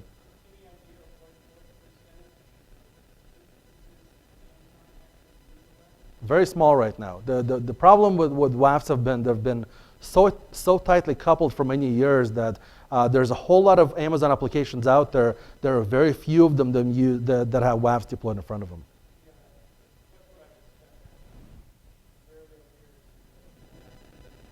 That's correct, and that's primarily because of the way the WAFs were always built. So there is an approach that you have to take with not just WAFs, but really all security infrastructure you're going to deploy in front of your your web instances in order for them to auto-scale. It is possible. We've done it with a whole lot of our customers, but it's not trivial. It requires a lot of architecture change. And again, these are things that are really native to any auto-scale environment, right? So just because we've applied it to a WAF in this case, loose coupling and designing for failures really should be fundamental premise, and it's one of the things that we find most security people don't think about, right? Usually cloud architects, that's all they think about. Security people, that's usually last thing on their list, right?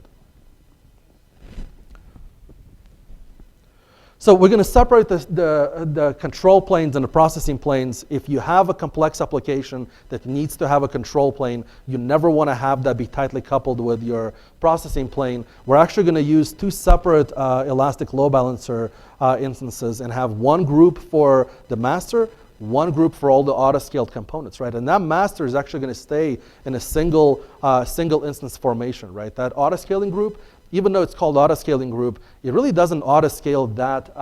There's only one instance in that box because we only need one controller, and even if that controller dies, the application stack should still continue to run, right? So if you look at the master auto-scaling group, for example, it's got a minimum size of 1 and it's got a maximum size of 1. We never want more than one controller in there.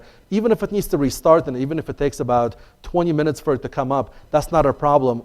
The WAF instances should still be able to run even without the controller being there, right? Now, the group that actually scales the worker instances, right? Those are the ones that actually process the traffic and filter out attacks. Those have to auto-scale pretty dramatically. The minimum for that for us is 2 instances. You might want to go with something higher than that because your minimum footprint might be bigger than that. But in terms of max, we haven't found a max yet. We've actually pushed this to about 10 gigabits with our customers, and so far it's worked.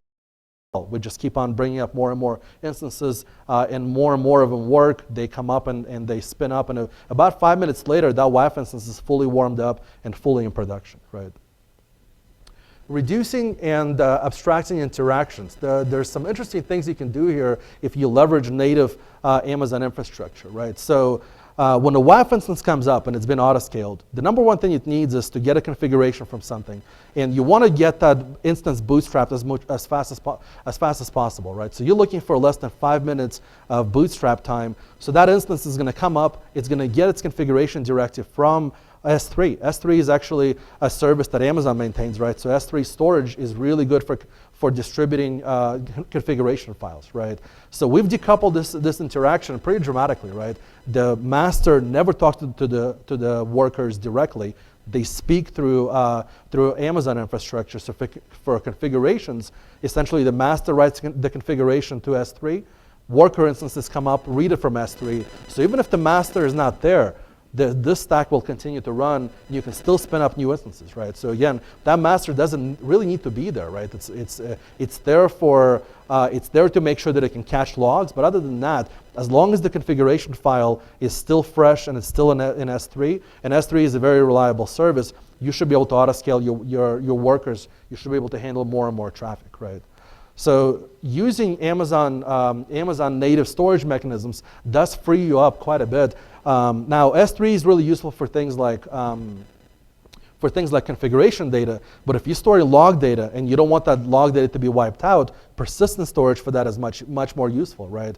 So those worker instances for us, for example, they log all of their activity to the master. That master writes it to EBS, right? So elastic block storage is persistent storage that we keep in place in order for it, in order for that storage to not go away, right? So even if the master instance has to terminate and come back up again and reattach to that EBS volume, that volume is still there. All the log data hasn't gone away, and we can pick up exactly where we left off, right? So again, using native Amazon services to abstract and to decouple interactions as much as possible, right? And that's really about it, right? It's actually not that complicated. So at this point, when you look at the web traffic flow, this is exactly what it looks like, and that's the question you asked, right? What does this look like in Amazon, right? You're going to have Elastic Load Balancer that's going to load balance all of your WAF instances. You're going to have a series of WAF instances that are going to be controlled by the first Elastic Load Balancer layer. There'll be another Elastic Load Balancer layer behind it that scales web infrastructure. And those two tiers can now scale independently. Obviously, you don't need one-to-one relationship between the number of servers, between number of WAFs, right? For usually, at least with the customers that I've seen in deployment, usually we have about a WAF for each 5 or 6 servers, so there's not a one-to-one relationship. Those really should scale in different parameters, and you can configure them to be separate, right?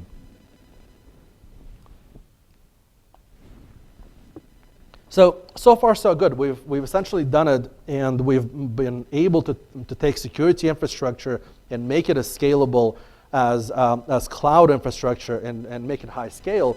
The problem is that it's fairly complicated, right? By the time you're done, you have a fairly complex setup with kind of several layers of auto-scaling and load balancers, and a whole lot of infrastructure you got to spin up, right? You got to spin up multiple ELB groups. You have to configure a lot of files. You have to spin up S3 and EBS volumes. So it's kind of a beast to configure. And again, if you come to an application team and say, look, I have a way to auto-scale WAF instances, for example, it just requires this long list of things to go configure, they're going to look at you like you're nuts and nobody's ever going to deploy this.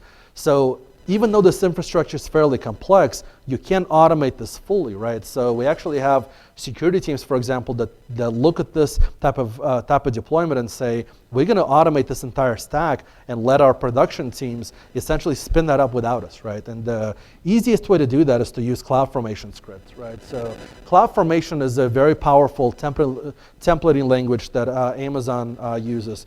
There's a lot of them out there. You can actually do templating with and automated deployments with a lot of tools out there. But CloudFormation makes it especially easy.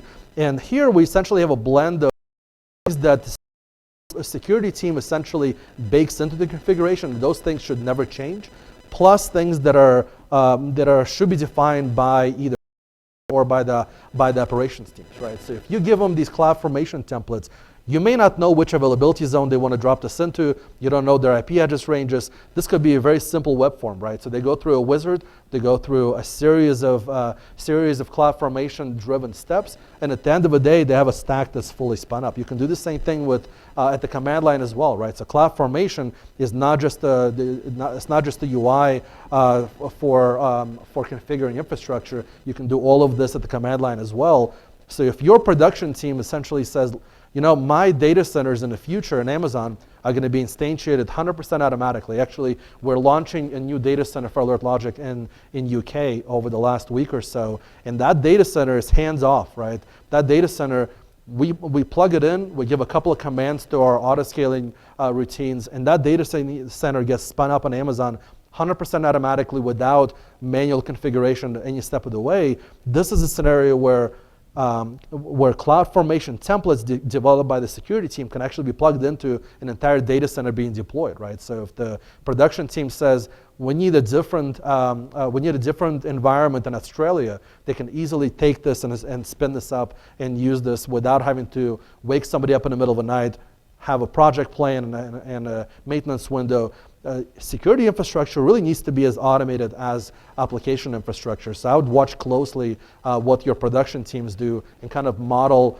your level of automation behind them, right? So either through command line or the UI components of CloudFormation, you essentially create a stack, and you can really give them a full-blown security installation that they can plug into their environments, and it should be fairly simple by the time you're done. So we actually ran this test at the Amazon conference last year. This design was actually was developed by us alongside of Amazon. Amazon helped us kind of think through a lot of the moving parts in terms of how we're going to auto-scale these WAF deployments. But we actually had an environment that we built at the Amazon reInvent conference last year.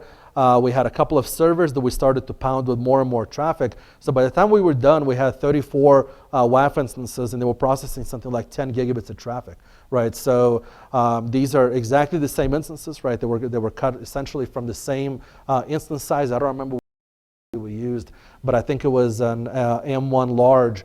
That's one of the instances that has multiple cores in it.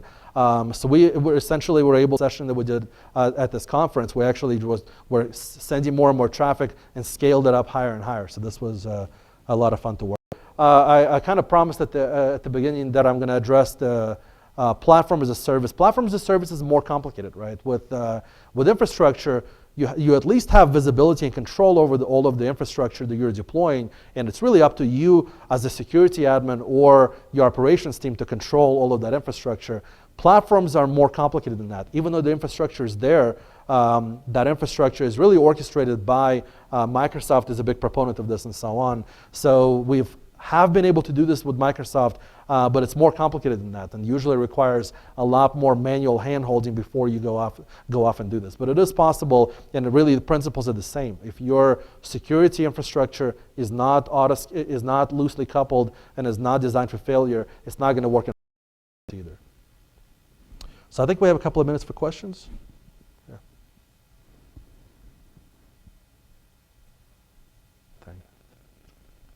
Well, thank you very much. I appreciate it.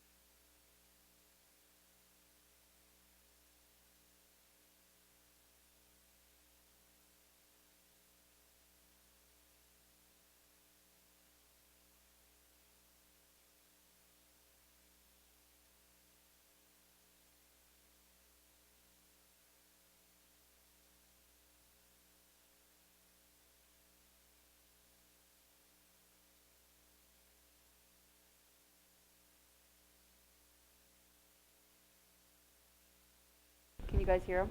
Testing, testing, testing. Yeah. Seems good. You guys can hear okay? Okay. There you go.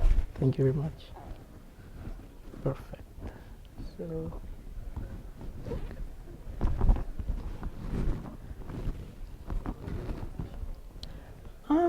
sure.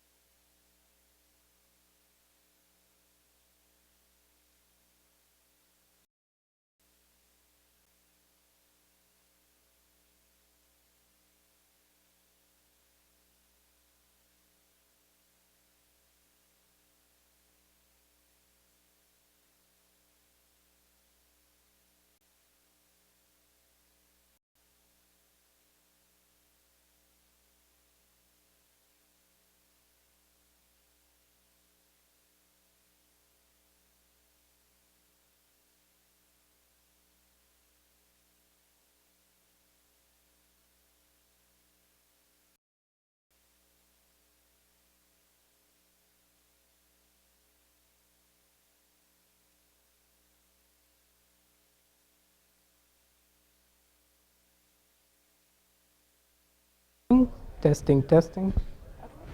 Good afternoon, everybody.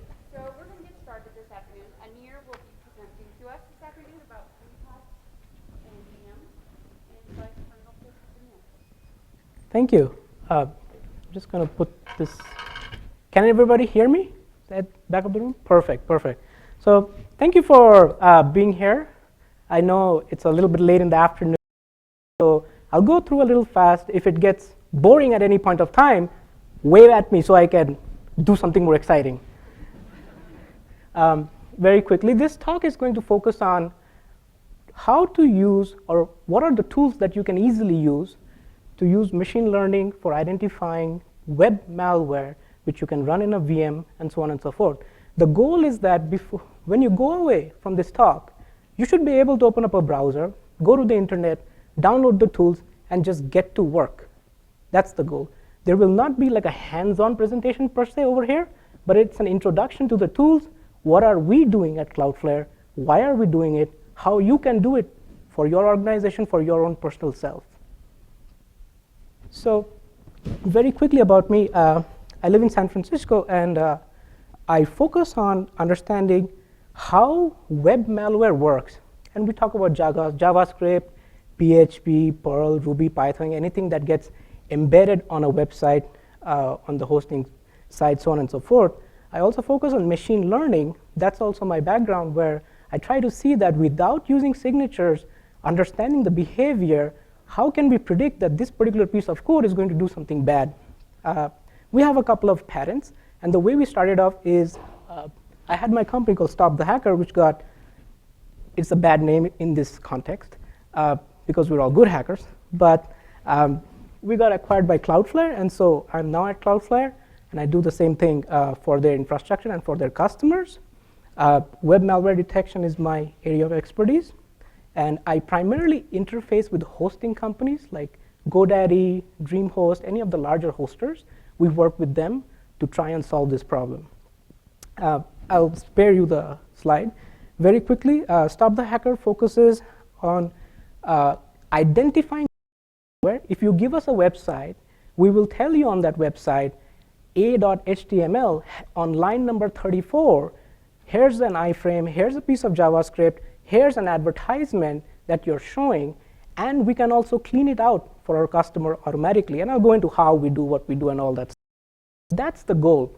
Our client base is primarily SMB customers, very few enterprises. So that's the perspective from which I'm going to be presenting today, that all the discussion that's going to be happening is about more or less SMB websites, small to medium business websites, not hardcore enterprise websites with 50,000 applications and such. Again, we also work with hosters a lot. So we have access to not just the front face of the website, but we also have access to what is on the hard disk of the hosting server itself. So we can see from both angles when we do any type of scans. Very quickly about Cloudflare. Cloudflare's main business is DDoS protection, CDN optimization. We do have a WAF that we provide to our customers. And on a daily basis, we see a pretty significant number, like 5 to 7% of internet traffic flows through us. So we have a very good idea about something is happening. Plus, a lot of customers use us, and they put their multiple domains on us, and so on and so forth. So a lot of our infrastructure. We contribute to open source projects, Nginx patches. We use Lua and Go, and you can go to the repository for Cloudflare and check out what we have. You can go to a blog too. Yesterday we released keyless SSL, which is a big thing for our customers and for people who no longer have to give us your private keys for us to make a secure SSL connection. It's completely keyless at this point of time. More information is on our blogs. So we do try to contribute a little bit to the open source movement. Very quickly, from our perspective, what we see is the fight against web malware is not succeeding. If you just look at the raw numbers, more malware every single day. And this is just on the Google Safe Browsing list. We're not even talking about any other of the blacklists, and these know about. There's a whole new world out there that we don't really know about. So if you just plot the graph of how many websites are getting infected every single day, it's scary, and it boggles the mind that why is this happening? Why are we not winning this thing? Enterprises and all these hosting companies, they are spending billions on other WAFs and whatnot, but it's not working. One of the problems that we face when we try to detect web-based malware is AVs cannot really handle polymorphic malware that well. They have come a long way from just doing signature detection. They have very good people on their malware. If you look at hosting companies, what are they using? They're using ClamAV, any Linux-based AVG or anything like that on these servers. There is some base level of security for their clients. There are problems with this approach because these free services and so on and so forth, they are not updated as frequently as paid services. Moreover, the frequency of how many times you will run it on the hosting account, there is a very fine balance that you need to do where the customer needs to get a specific amount of CPU, specific amount of throughput, so on and so forth. You can't be running AV all day long on the hosting account. So it's practical problems that you run into. Pattern matching, as we know, it's trivial to change code structure. That's not a problem. Even if you look at simple JavaScript, C99 shells or anything like that, people are still using tools like Maldet, Yara, Perl, grep, awk. These are great tools built by the Unix community, but it's like trying to fit a square peg in a circular hole or something like that. Why are we using grep and awk to search for malware? They were built for something specific. Let's try to use it for something specific. As we all know, there's lots of various attack vectors that are on the that are used to attack websites.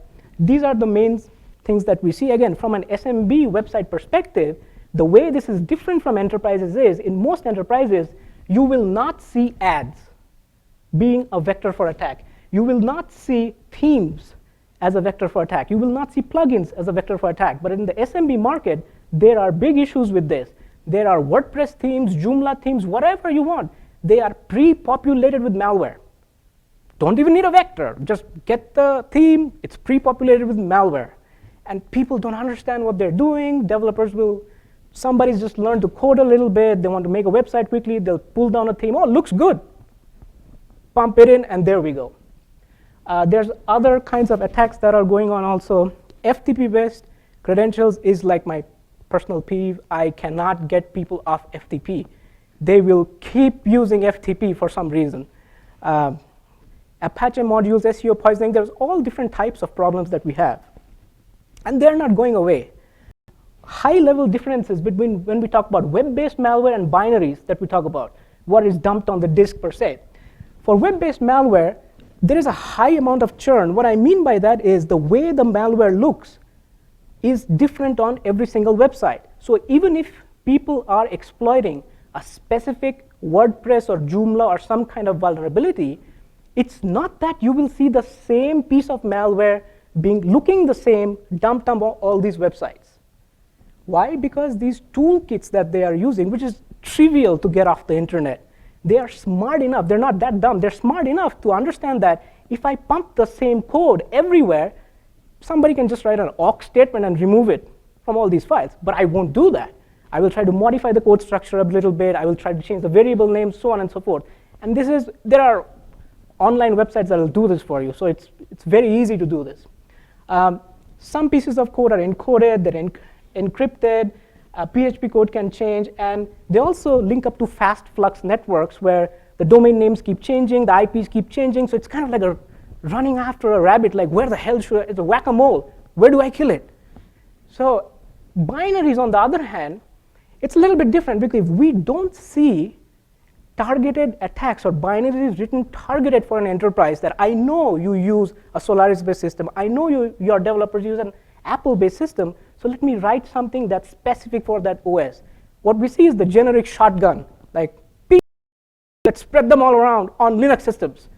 So that's the basic difference, that we don't really see very interesting binary samples. One question that always comes up in web malware is, what is malware? What is malware? sometimes when we tell our customers, thousands of customers, we run scans every day, everything is automated, reports go out, some customers will write back, hey, you're pointing to this ad, malware. Them the entire trace saying, this is what the ad did, this is where the redirection goes, this is where it ends up, so on and so forth. It pops up a nice box. The customers will say, it might be malware, but I'm earning money. Is this really malware? So then you go into a discussion of, yes, you're earning money, but you should really remove it from your site. So it's a constant fight to convince people that, yes, please do something about it. Other things like we see PHP, ASP shells, all this entire array of different types of web-based malware that gets dumped on hosting accounts. This is not new, but they're still going strong. We still see C99 shells. I mean, can you believe it that we're living in 2014, we have WAFs, and we still see C99, C100 shells being dumped onto hosting accounts. It's surprising. When we scan web hosting companies and we say, hey, web hosting company X, you have, let's say, 700,000 websites. We'll scan all of them for you. You will be surprised. 4% right off the bat have malware. And they're not even sophisticated malware. They're like C99 shells, R57s. It's like, dude, where are you living? So it's crazy. Some malware is smart. They try to do something smarter where they'll say, oh, you're coming to visit the website. Is it the first time that you're visiting me? Then I'll try to infect you. What user agent do you have?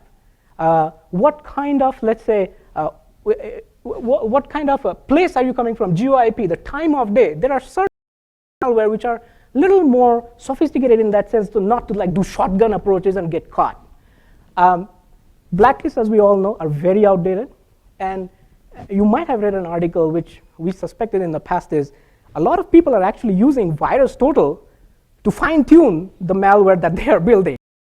Keep using it, and then when you don't see any detections, then you actually push it into the web malware payload and say, here's the piece of JavaScript. The JavaScript will now pull in whatever it needs to do in. And we've just provided a nice interface to all these guys to test out all their binaries and find out what works. Poor catch rate, and especially for web-based malware. What are the roadblocks? Are the hosting companies bad guys? No, of course not. We work with a lot of hosting companies. They really want to solve this problem.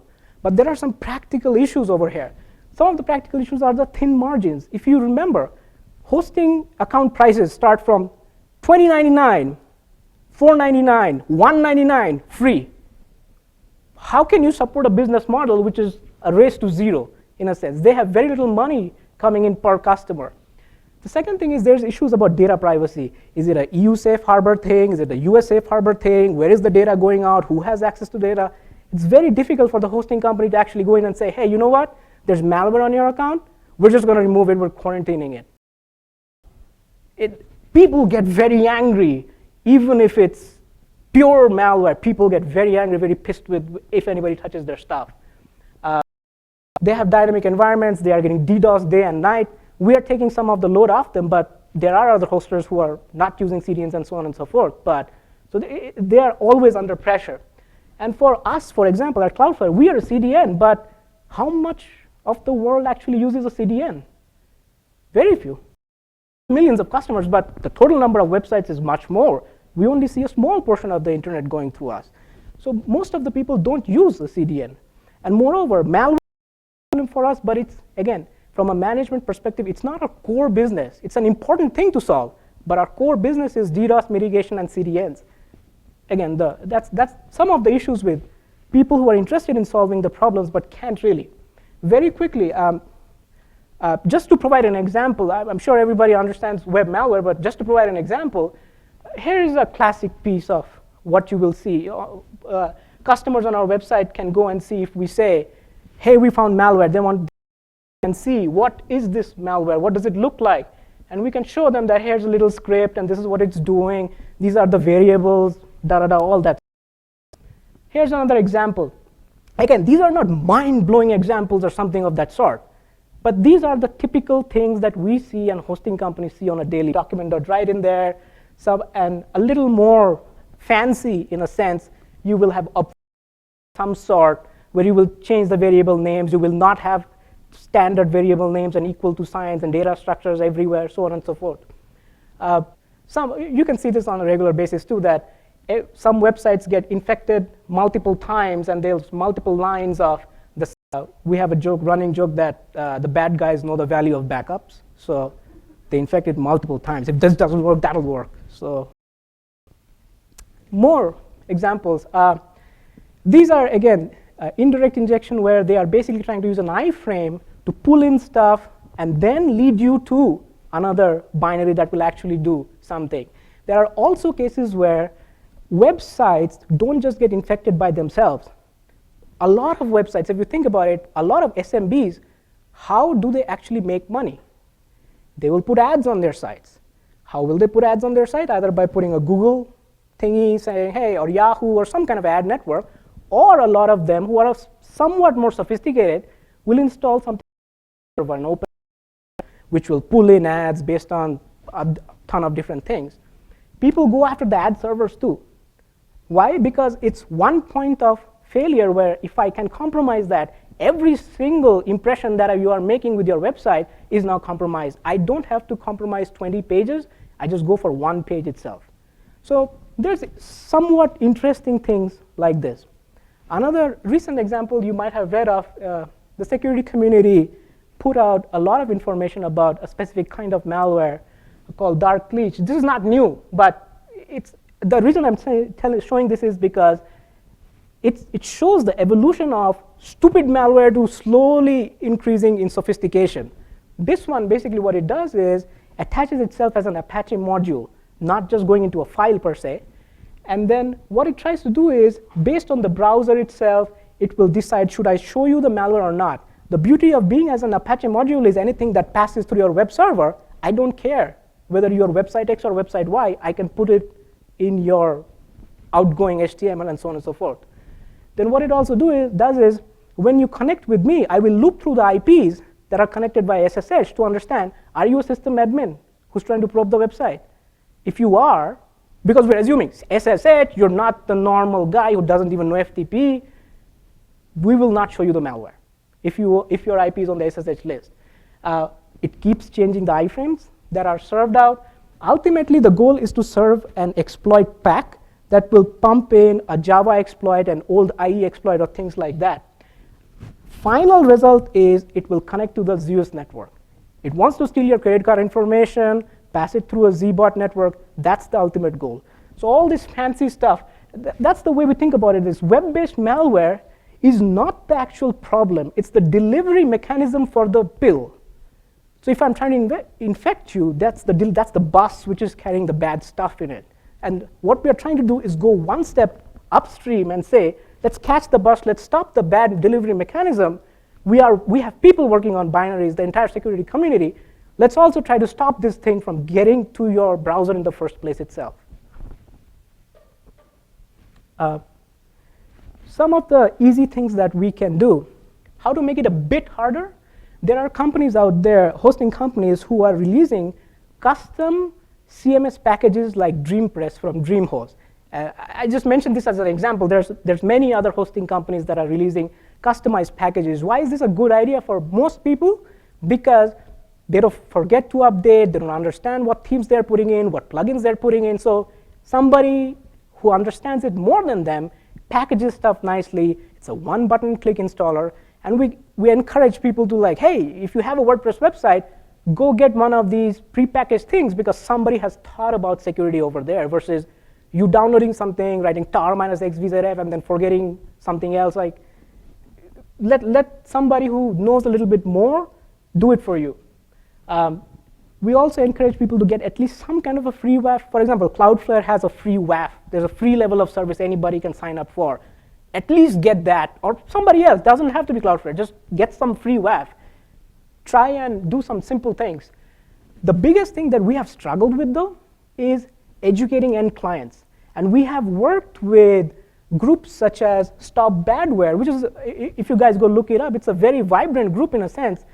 And it is supported by Google and by PayPal and by a lot of other important companies. And what happens is, if your website does get infected and it is detected by Google, you will get an email from Google saying, hey, we've detected malware on your site, you need to do something about it, and it will contain a link to stopbadware.org. And that's where we also participate to educate people that this is what you should be doing, this is what you should not be doing, so on and so forth. But that's something that we have struggled with in a sense that there's not enough knowledge in the community. We've also tried to work with hosters to say that whenever anybody signs up for a domain, whenever anybody signs up for a hosting account, you have to send them this email or send them this link to a webinar or something of that sort. But that's not always easy to do because people try to make it easy to sign up, and you cannot have multiple things in the sign-up process and so on and so forth. Some of the challenges. From our customer base, what we see is not a surprise, but WordPress is going really strong, Joomla, and then front page is still there, it's alive. Dreamweaver, Perl, ASP, and all that stuff. Now, WordPress by itself, that's not the scary part. The problem is, the scary part is that WordPress is insanely easy to set up, and then people forget. The developer leaves, the guy who owns the website doesn't care, so on and so forth. So ultimately what happens is something like this. Our customers, when we look at them, like we're tearing our hair out, like what's going on over here?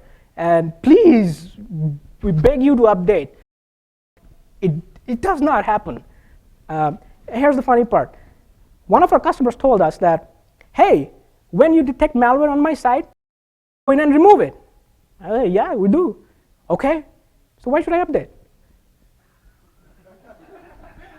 I'm like, and I saw his reports from the last like 10 days.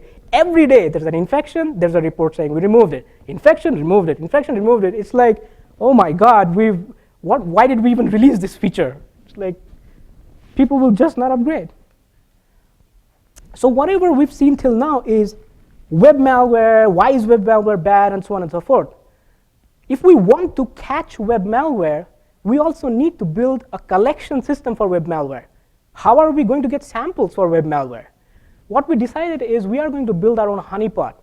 Why? There are other nice open source honeypots and honeynets that are out there.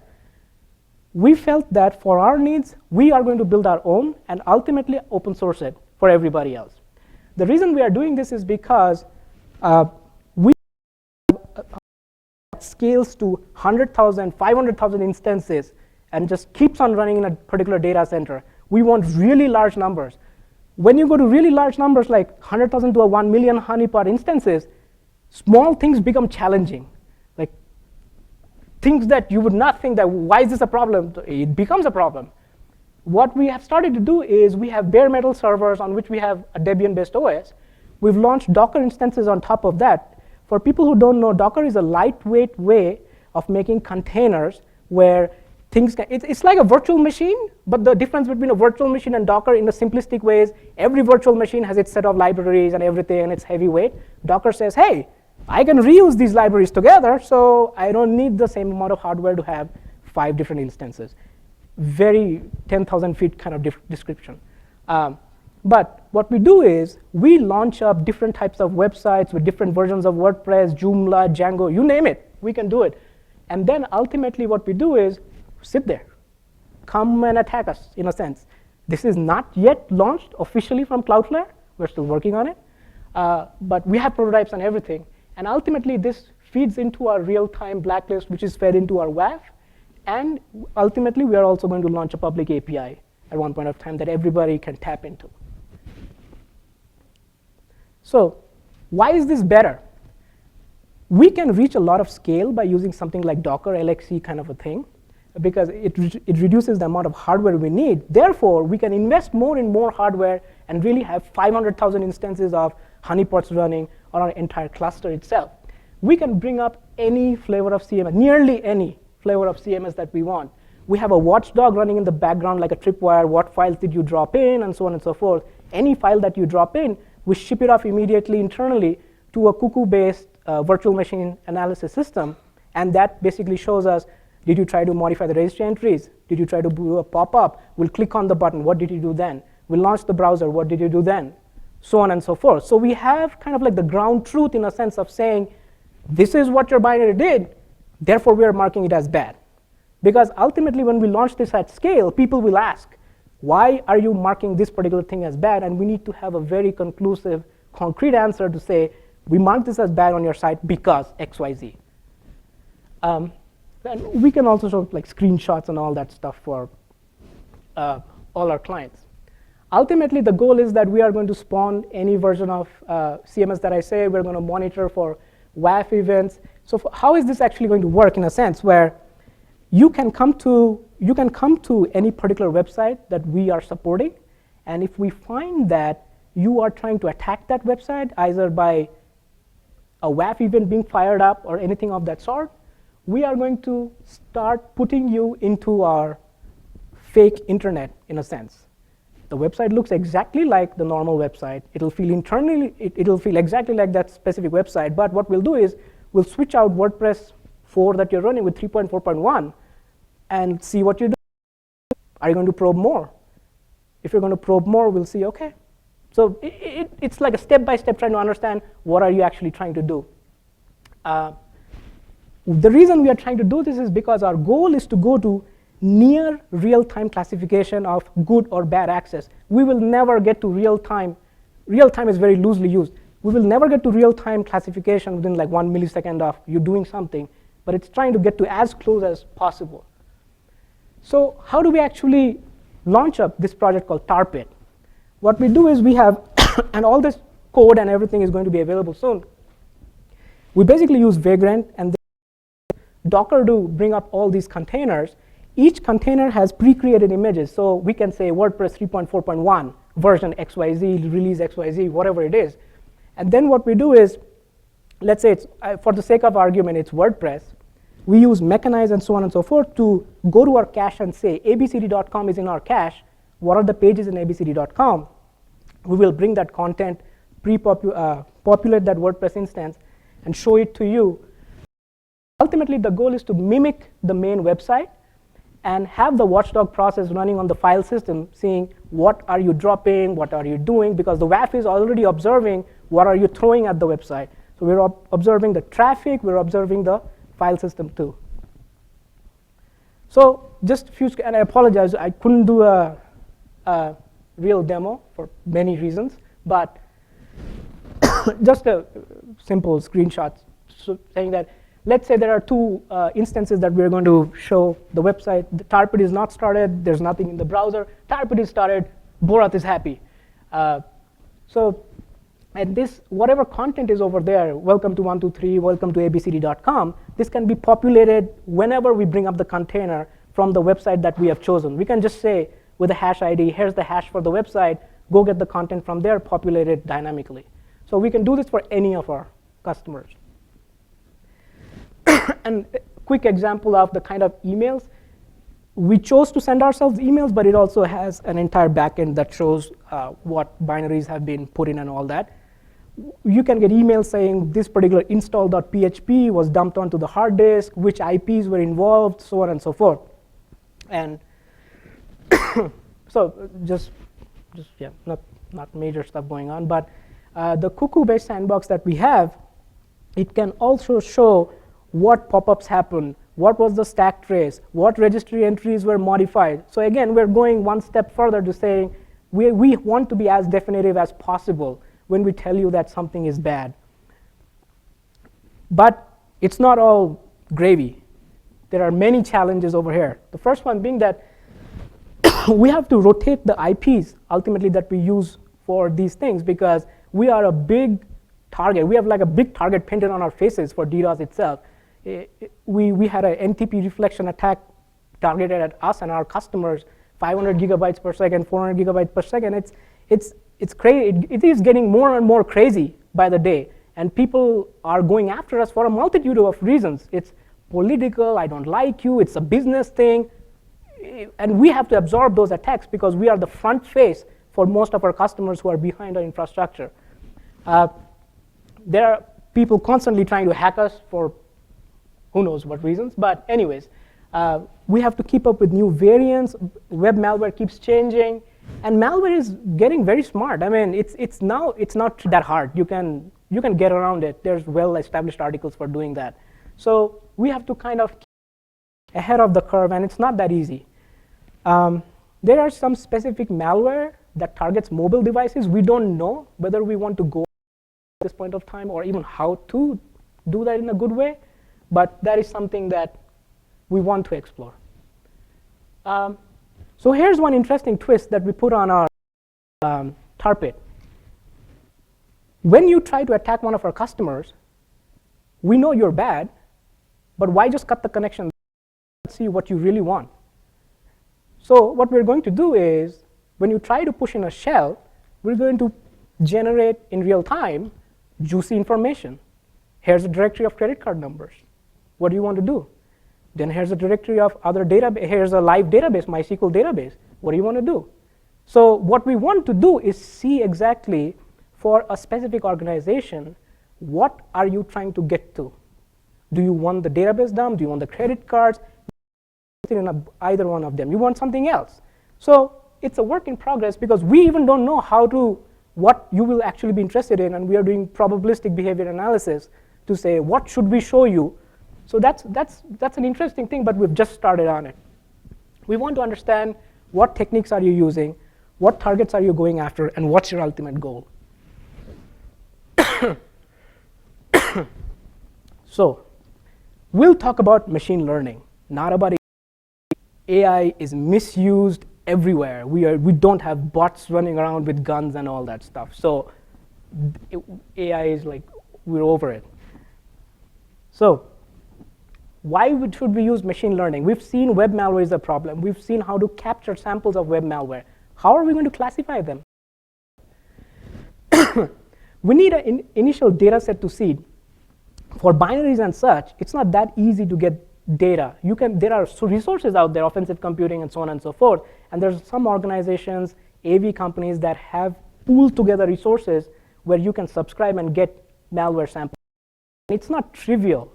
What we want to do is also analyze what is important. We want to reduce the noise. Whenever you use machine learning, any data that you get, no data is perfect. Every data has missing features, every data has noise. It's very hard to identify what to strip off before you try to actually analyze it.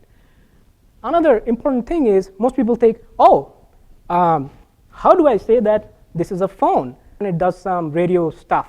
Okay, well then the next thing is I'll add one more feature and say the front is made from glass. All right, so you keep on adding. What you try to do is say this is a phone, and there's 100 different features which say this is a phone. But the problem being, if you features like this and you want high accuracy based prediction, you need data that grows exponentially with the number of features that you're trying to analyze. That can get out of hand very quickly. You don't have that much data. We luckily can see a lot of 5 to 7% of internet traffic. We generate about like 1 gigabytes per second of logs. So we have traffic, but we cannot even capture everything. We have to throw away a lot of logs. Like, how much are you going to store? What are you going to store? Is this important? Is this not important? So it's a challenge. We'll see that you will need to do PCA type experiments and use of thumb. When you go away and you play with the libraries that we show you, straight off, instead of exploring the entire space, I'll save you some time. Go and look at algorithms that deal with forests and trees, LAD trees, random forests, anything like that. Other things over there, they will not lead to very good detection and classification precision. Not that because I'm extra smart or something, but we've spent the last 6 years doing this. That's the only reason. So if you are interested in this, feel free to look up these particular libraries. They are in pure Python. They are very easy to use. Very, very easy to use. There's a big base behind these guys who are publishing this project. They are very helpful. There are lots of examples. There's a code that you can just plug and play kind of a thing.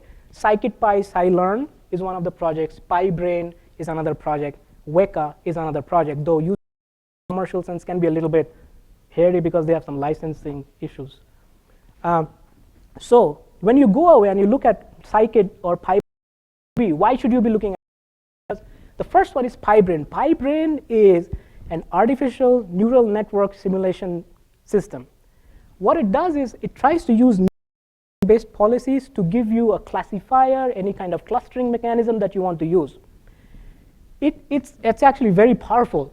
What we use it for at Cloudflare is to basically say, given a set of data we have no idea about, tell me what clusters are there. Because unless you form some kind of an idea in your head that there are 4 clusters, there's 5 clusters of malware, it's very hard to go and say, I'm just going to classify everything under the sun. You have no idea about the data. How the next step of classification?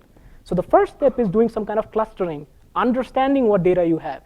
PyBrain is great for that. It is very powerful. And there's code samples, everything on their particular website. The next one is scikit-py or Weka. I would prefer scikit-py. You can use whichever one you prefer.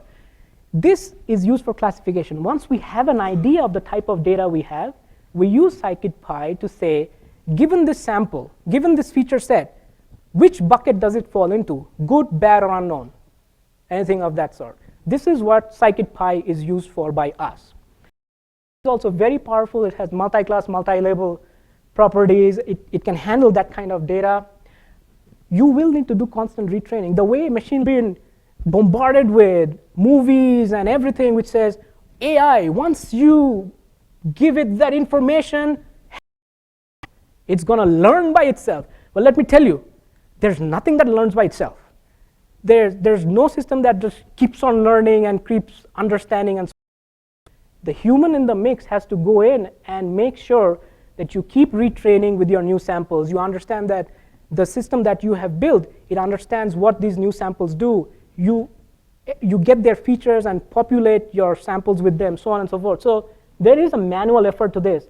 It cannot just be pure code. There has to be somebody with some kind of domain knowledge that goes and does this on a regular basis. It can be 1 week, it can be every day, it can be every month. If you use it, but it cannot be that it's a hands-off system, just to set expectations. Why use the system? What we have found from personal experience is any kind of fuzzed iframes, they are caught easily. Any kind of encoded PHP, JavaScript, anything of that is caught easily. And the reason we are doing that is because we want to identify the bus, the delivery mechanism. That's why we're doing all this thing. It also catches ad misbehavior. So if you have an ad which has some kind of malware, does redirections, try to drop in an Adobe vulnerability, exploit an Adobe vulnerability, it catches it before the binary can actually be transferred to your computer by looking at the number of redirections, how are you redirecting, who are you going and talking to. These are all models that we've built out. And you can too. It's not very hard. It does catch some binaries missed by AV. So just to make sure, this model, these policies are not going to give you substantial difference when it comes to targeted binaries that are going to infect, let's say, Stuxnet kind of a thing. It is not built for that. This is a good way to identify web-based malware. Problem with machine learning is everything is domain specific. What applies to one domain cannot just be picked up and put into another context and expected that it should work. It's doing the same thing, classification. Things change. The good news is you can tune it infinitely as you want. And you can get good precision and recall and accuracy with these kind of toolkits. And it's very easy to get started on this thing. How do we do it? We basically have a crawler that will go out, gather some pages from our cache or from the live website. We will pump it into a reputation-based module. Again, each one of these modules has its own machine learning logic. The reputation-based module will look at what's your IP, what's the ACE number, who's your host, what's the geographical location, etc. All these features, pump them through a series of algorithms, and they ultimately say good or bad or unknown. Moving on to the AV. We know that AVs don't work. We still have them for some reason. Moving on. Static analysis. Tell me about it. Static analysis. Here's the interesting part. This is where we've spent a lot of effort on by saying, simple example, write me a piece of JavaScript. I'm going to analyze your piece of JavaScript and say, does this look good or bad? How? We've analyzed thousands and thousands and thousands of pieces of JavaScript from different developers of different levels. We know that when you write a piece of JavaScript, you write in a particular way. Suddenly, when we see a piece of malware, it's doing something very different. Why? That's the goal of trying to classify and say, this does not match any paradigms. Is this perfect? No, of course not. There are false positives, of course. So, but that's one way where we do static analysis as an example to say, what kind of data structures are you using? How many times is that data structure being referenced in the code? How many times do we think it's changing? What are your variables? How many variables names do you have? Etc., etc., etc., features, so on and so forth. Then we try to do a dynamic analysis of using Rhino.js and running in a VM, trying to see what you did. If you actually try to pull in a piece of code, we feed it back into the system again. So JavaScript fetches more JavaScript. That JavaScript goes into that entire thing again. Fetches more JavaScript, goes into that thing again. Of course, we're not going to do this for infinite number of times. So you can defeat us if you have more than 256 times redirections. So, but anyways, we get all that information, we aggregate it, and then that's the pain of the thing. You have to retrain. All the new samples that you get, you have to retrain. Otherwise, it will not do well. Again, not much stuff on this. We are basically trying to catch the iframe and the JavaScript and other HTML elements and web-based elements before the actual attack payload. Some things to watch out for is you will come across this. If you try to play with these toolkits, initially you might be very excited to add more features to something and say, oh, wow, wow, wow, accuracy increased from 90% to 92. Let me add one more feature, 93, 94, 95. But then it dropped to 89. What happened over there? There's a classic problem called overfitting. Most of you might know it, but very easy to explain in a sense where, think about if you have, in a space, there are 5 different points, and you want to say whether they are in a sphere or not. Some are outside, some are inside. If you increase the number of features, it's basically defined by a polynomial like x to the power of n plus some constant x to the power of n minus 1 plus da-da-da-da-da, all that stuff. As the n goes up, the power n goes up, this does not remain a sphere. It becomes like an ice crystal with spikes coming out. And at the end of each spike is your data point, which you are using to create this system. Problem is, in a real world, when you have a new sample that comes in, it'll hang somewhere over there, and the spikes are everywhere else. So you'll misclassify most real-world samples. So you cannot just be increasing the degree of the polynomial and saying, wow, I'm getting like 94, 95, 95, bam. When the test actually happens, nothing really works. So that's one thing that is a problem that everybody has to deal with. So don't get disheartened. Everybody has to deal with that problem. I mentioned about exponential data. One of the problems that we have faced in the past is when you build a machine learning-based system, you need the ground truth. You need to train the system to say, here are 10 samples. This is good, this is bad. When it's 10 samples, hey, it's easy. You can spend a day max. It's all good. When it's 10 million samples, who's going to look at it? Even if the hosters that we work with, they are telling us, here's the PHP shell, here's the 1,000 PHP shells that we found in the last month. Do we trust that all of them are bad? Do we trust that it's 100% accurate? Who knows? So it's another problem that to get accurate training data is not that easy. What I would recommend is if you do try to do something like this, please team up with somebody. It gets challenging, and you need some motivation from the other guy or girl. You should team up with somebody and sign up for some kind of a group which can give you some samples. Stop Badware is a good area. Offensive Computing, any other website that you can find where you can get some samples. Without samples, life can be very tough. Some of the challenges for us when we develop Tarpit and all these things are new CMS versions. Every 3 months, 4 months, 5 months, CMS versions are coming up. We need to keep up with it. Effort has to be expended into making sure all those we have Docker images for every single one of those. We need a lot of CPU. When you do these kind of number crunching things, we need a lot of CPU. We need to have racks of servers in Oregon that are crunching numbers. It's expensive. And there's only a point till which you can offer this for free, because you just need a ton of CPU. Measuring accuracy at scale sounds simple, but it's actually very tough. Like just even getting the data of like 100,000 scans in a minute and saying which one was good, is there a false positive or not, it becomes very challenging. We have thought about using somewhat FPGAs, but have not really gone there. But that's one way that we think that maybe we can do something. Alrighty, speeding up now, as if I haven't been talking fast. Alrighty, PyBrain, scikit-py. Please look these up. They are very useful, easy to use. Contact me if you have any questions. I will try my best to help you. Ultimately, this is a very quick. You can probably tell I like Borat, but this is the kind of like the workflow of what we have. There's no major issues over there.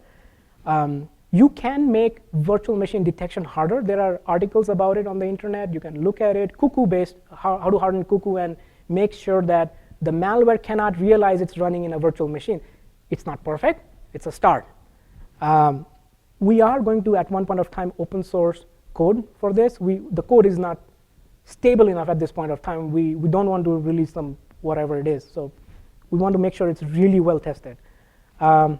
Ultimately, what we also want to do is focus on malware that helps in DDoS because that hurts our core business, and focus on machine learning for traffic anomalies.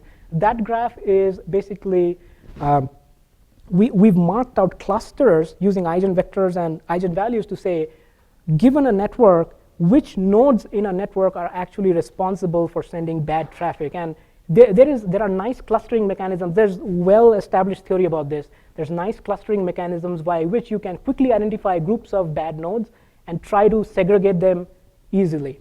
So that's, again, something that we are trying to do. And the last thing is we want to do this inline machine learning at line speed for WAFs. Extremely challenging, but that's our goal. Anyways, that's all, folks. If there are any questions, please go ahead. No questions can be good or bad. All righty. I'll go with good. Oh.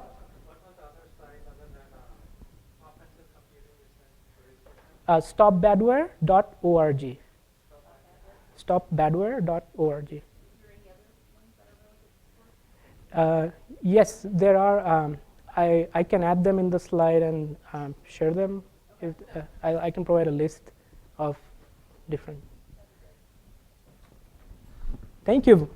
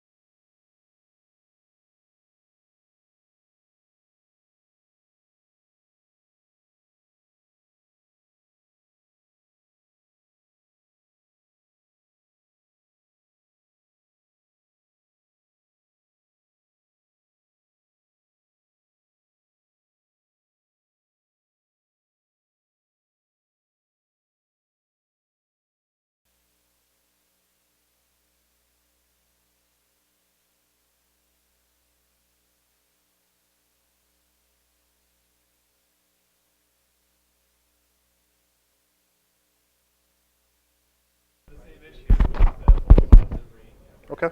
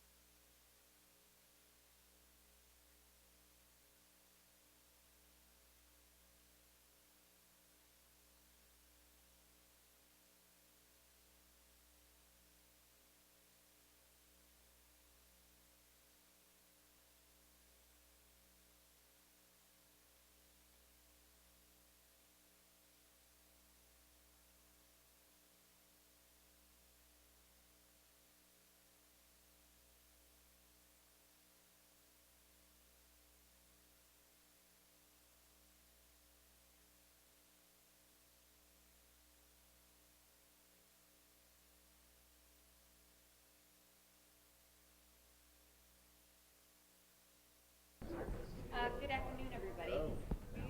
I'd like to introduce Ben Hagan. He is from San Francisco, like everyone else. It's a small crowd. Yeah, everybody needs to move to San Francisco because that's where all the IT people are from. Anyways, he will be presenting cloud security. And Ben. Hey everybody, thanks for coming. Hopefully you're at the right presentation and not missing something even more exciting. I don't think that's possible. So I saw that I was last on the schedule and I wasn't sure how to take that. I've been discussing with friends and coworkers what the technical term for being the last person on a schedule is.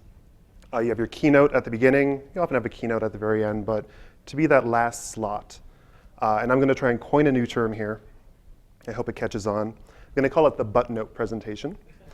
So thank you for coming to the butt note presentation. Being the person I am, I did the risky maneuver and did a Google image search for butt note.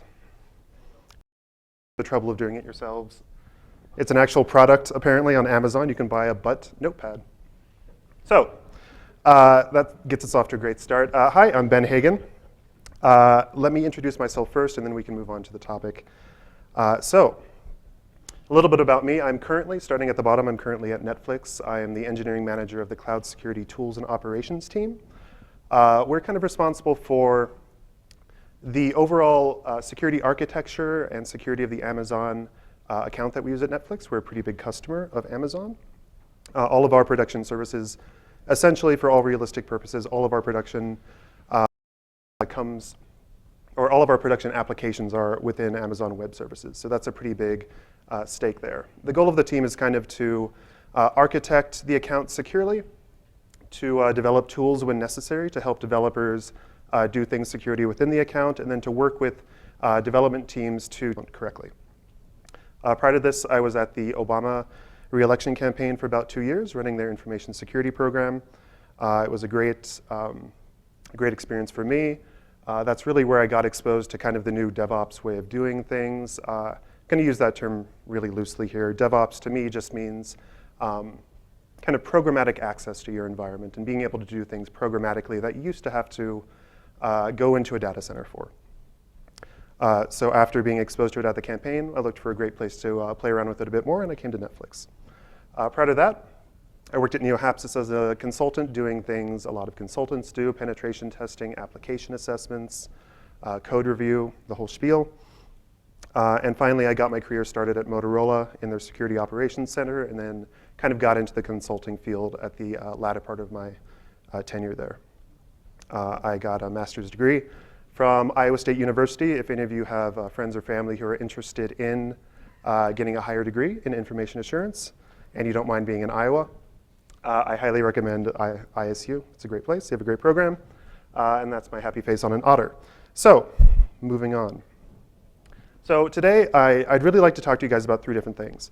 First, I'm going to introduce a bit about what we do at Netflix and what that means to us to run at scale, how we utilize the cloud, and how we like to think about it. So it's going to be a little bit basic to start off with. If you have experience with Amazon, you're going to hear a lot of the same terms you've probably heard in other talks this conference, but just to kind of get the groundwork going. Then I'd like to go into deployment models, how we deploy things. So again, kind of the DevOps pattern that we use at Netflix and what that implication is for us from a security perspective. And finally, and kind of the meat of the presentation is, I'd like to introduce a lot of different questions that arise once you're running in the cloud, once you're using these really high velocity changes to your environment. What does that mean for you? What does it mean from a security perspective? And what are some solutions that you might have to those problems? So at Netflix, we've spent a lot of time thinking about these issues, and hopefully some of our patterns can be helpful to you. And we have a lot of open source software to make that adoption easier. So Netflix, hopefully you're familiar with us. If not, get a free trial. Feel free. But basically, we have around 50 million subscribers. We are growing day by day. We're expanding globally. So we're opening up new countries almost on a weekly basis. We support over 1,000 different devices. And what that means from a technical perspective is that you have a very long tail in terms of kind of technologies you need to support. So you think back to your DVD player from 5 years ago that could play Netflix. Hopefully you can still use that today.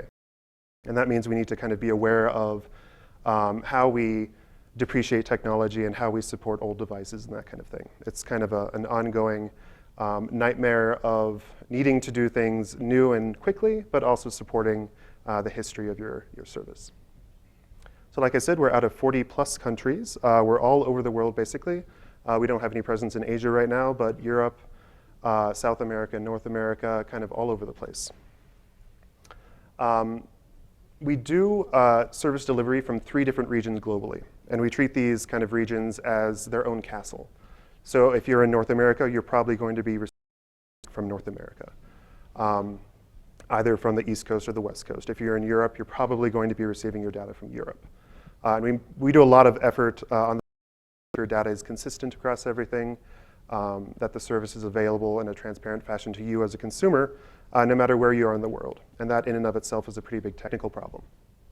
And the kind of statistic that everybody likes to quote about Netflix is that we're kind of responsible for about 1/3 of the downstream bandwidth in the United States. So at peak usage, generally prime time at night, roughly 1/3 of the bytes going across the internet endpoint to you, to the consumers, to the viewers of Netflix content. So that's a lot of data.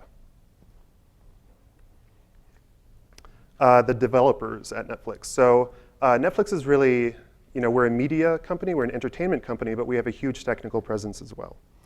So we have hundreds of developers who work on hundreds of applications. And to the end user, really it's just Netflix, but in the back end, we treat everything as every feature is an application to us, and we deploy things horizontally in that level. So we have hundreds of different applications. And we end up doing hundreds of pushes to production every day. So these occur whenever the developer is ready to push to production. They make a decision, and they actually initiate the process to get their code out and publicly available to you on the internet. So that's a really high velocity of change, I think. And that comes in the form of new applications, but also kind of bug fixes, feature updates, that kind of thing. So every push that goes out to production, we're doing a large scale of those every day. Our presence on Amazon, can't give you exact numbers because it's changing all the time, but it's definitely in the high tens of thousands of instances running at any given time. And that's really handling the kind of the logic of the application. What movies do you have access to? How do you physically view them? How do we work out the DRM, that kind of thing? That's all happening in the cloud.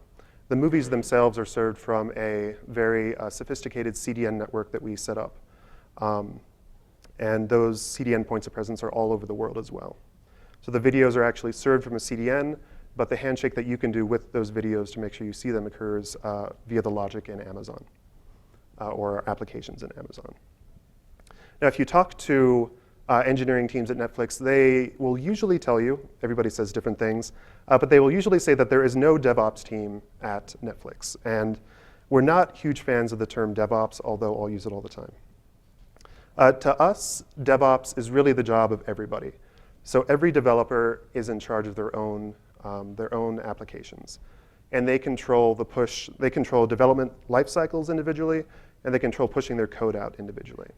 So when you talk about a DevOps engineer, really it's an application developer. They are the DevOps engineers. Now we do have teams of developers whose job it is to make that process easier, and they're developing like tool sets to help you do this process. So we have teams of engineering tools developers, but in terms of what most people think of as DevOps, everybody at Netflix is doing DevOps. And that's really how we try and approach things. So that leads us to an interesting situation. And as a person who came from a more traditional background in security, it frightened me when I was first exposed to this, but we don't have any security gates in terms of how you deploy code at Netflix. So when you're an application developer and you're pushing code out, you don't need to come to the security team and say, hey, my code is ready to be pushed out. I need you to do a security review. Now, if you came to us and asked us to do that, we'd be happy to do it. But you don't have to. As a developer, that's up to you. We really place the responsibility of doing good security on the application development teams. So much so that every developer has sudo access to almost every instance in our environment. So that's a big departure from the world I came from, at least, where you might have deployment engineers who have access to things, but the developers generally don't have production access. At Netflix, every day. And I think that is really kind of the root of the decision we made as a company in our culture, was that we are going to our developers. And I think that's a really big change and a really big culture shift for any organization. We can find, we make security their responsibility, and we're going to trust them with that, so much so that they don't have to do a security gate at any given point in time. They get to do security themselves. We're there to help them. We're there to help them know how to do it correctly. We're there to help them develop the tools to do it correctly. When it comes down to it, we trust them with the decisions they make, and we trust them to get their application out there in a responsible manner. So it's a pretty big departure for me, at least.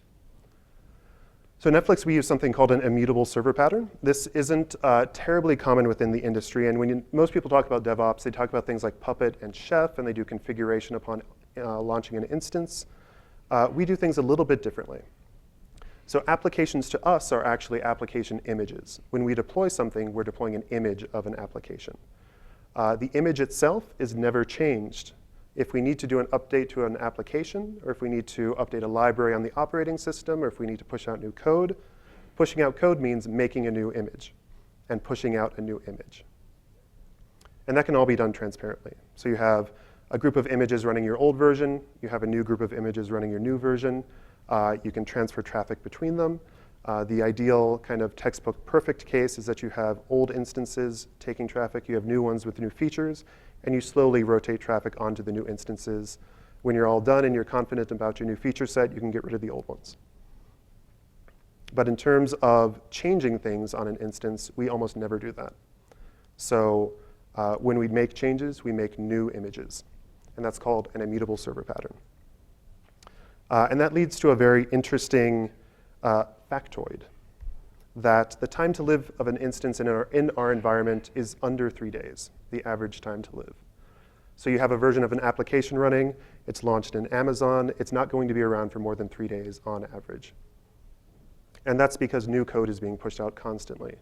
We're constantly scaling up and down. We have new things coming up, we have old things going down, we have popularity trends, all of that stuff. All of that taken into account, very few things are around for more than 3 days. Again, that's a pretty big departure from the world I was used to. So I'm just going to briefly go over this just to bring people up to speed. What is Amazon Web Services? And this is not, I'm not advertising Amazon to you. It's the solution we use. Frankly, it's probably the most advanced cloud solution right now. It doesn't mean it will be always, but for now, it's a great tool set. So in Amazon, it's a suite of cloud services. The one most everybody thinks of is the Elastic Compute Cloud. And that's kind of running your servers virtually in their data centers. When you think of VMware instances or VMware workstations that you're running virtualized machines in, that's an EC2 instance in Amazon's parlance. So it's a virtual computing environment, and to them, a virtual machine is called an instance. So when I say instance, I mean a virtual machine in Amazon. Now, they have tons of other services, too many to really go over, but it's everything from managed databases to queuing systems to load balance. They have services for all of this. The really important part of this is that it's all DevOps friendly in that it's programmatically accessible. And we'll get to that in just a little bit. So a few very quick important concepts here. So auto-scaling groups. This is kind of how we deploy things at Netflix is in an auto-scaling group. All that means is that you have a variable number of machines serving anything at any given time. So when demand increases, you can launch more machines automatically, take more traffic in, you can provide the results, and when there are fewer requests, you can scale down automatically also. So basically during prime time for us, we end up having double the number of instances as off time. And that's handled automatically via auto-scaling groups. Security groups are Amazon's concept of a firewall. When you have a virtual machine, you need to control network access, and they call that a security group. So you allow ingress to IP addresses or other Amazon instances on given ports, and that's all done through what you call a security group. And finally, Identity Access Management, or IAM. That's how you do access control to users. You can provision users, you can control what kind of access rights they have, and really do kind of sanity checks on what people are allowed to do. And as I said, the most important thing, to me at least, is that Amazon Web Services and all the other cloud providers are API-centric. They're programmatically accessible. And what that means is you can write code to do what you used to do in a data center by racking instances, by pulling network cables. All of that is done with lines of code now. And I think that's the biggest paradigm shift of the cloud is that programmatic access to things. So really, DevOps to me is, as a developer of code, as a writer of code, I can now do all the operational tasks it used to take people in data centers to do. And I can do it at a massive scale. So I just want to give you some quick examples of what it actually looks like to write code for Amazon. So here, you drag this over. Does that work? No? Come on. Let's do this.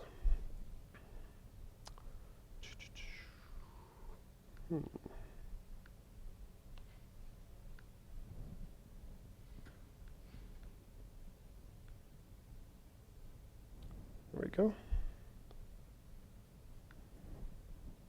Oh, that's really weird.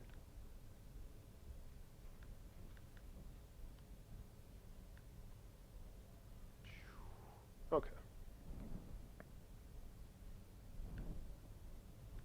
Well, there. Okay. So here we have some code to actually access things on Amazon.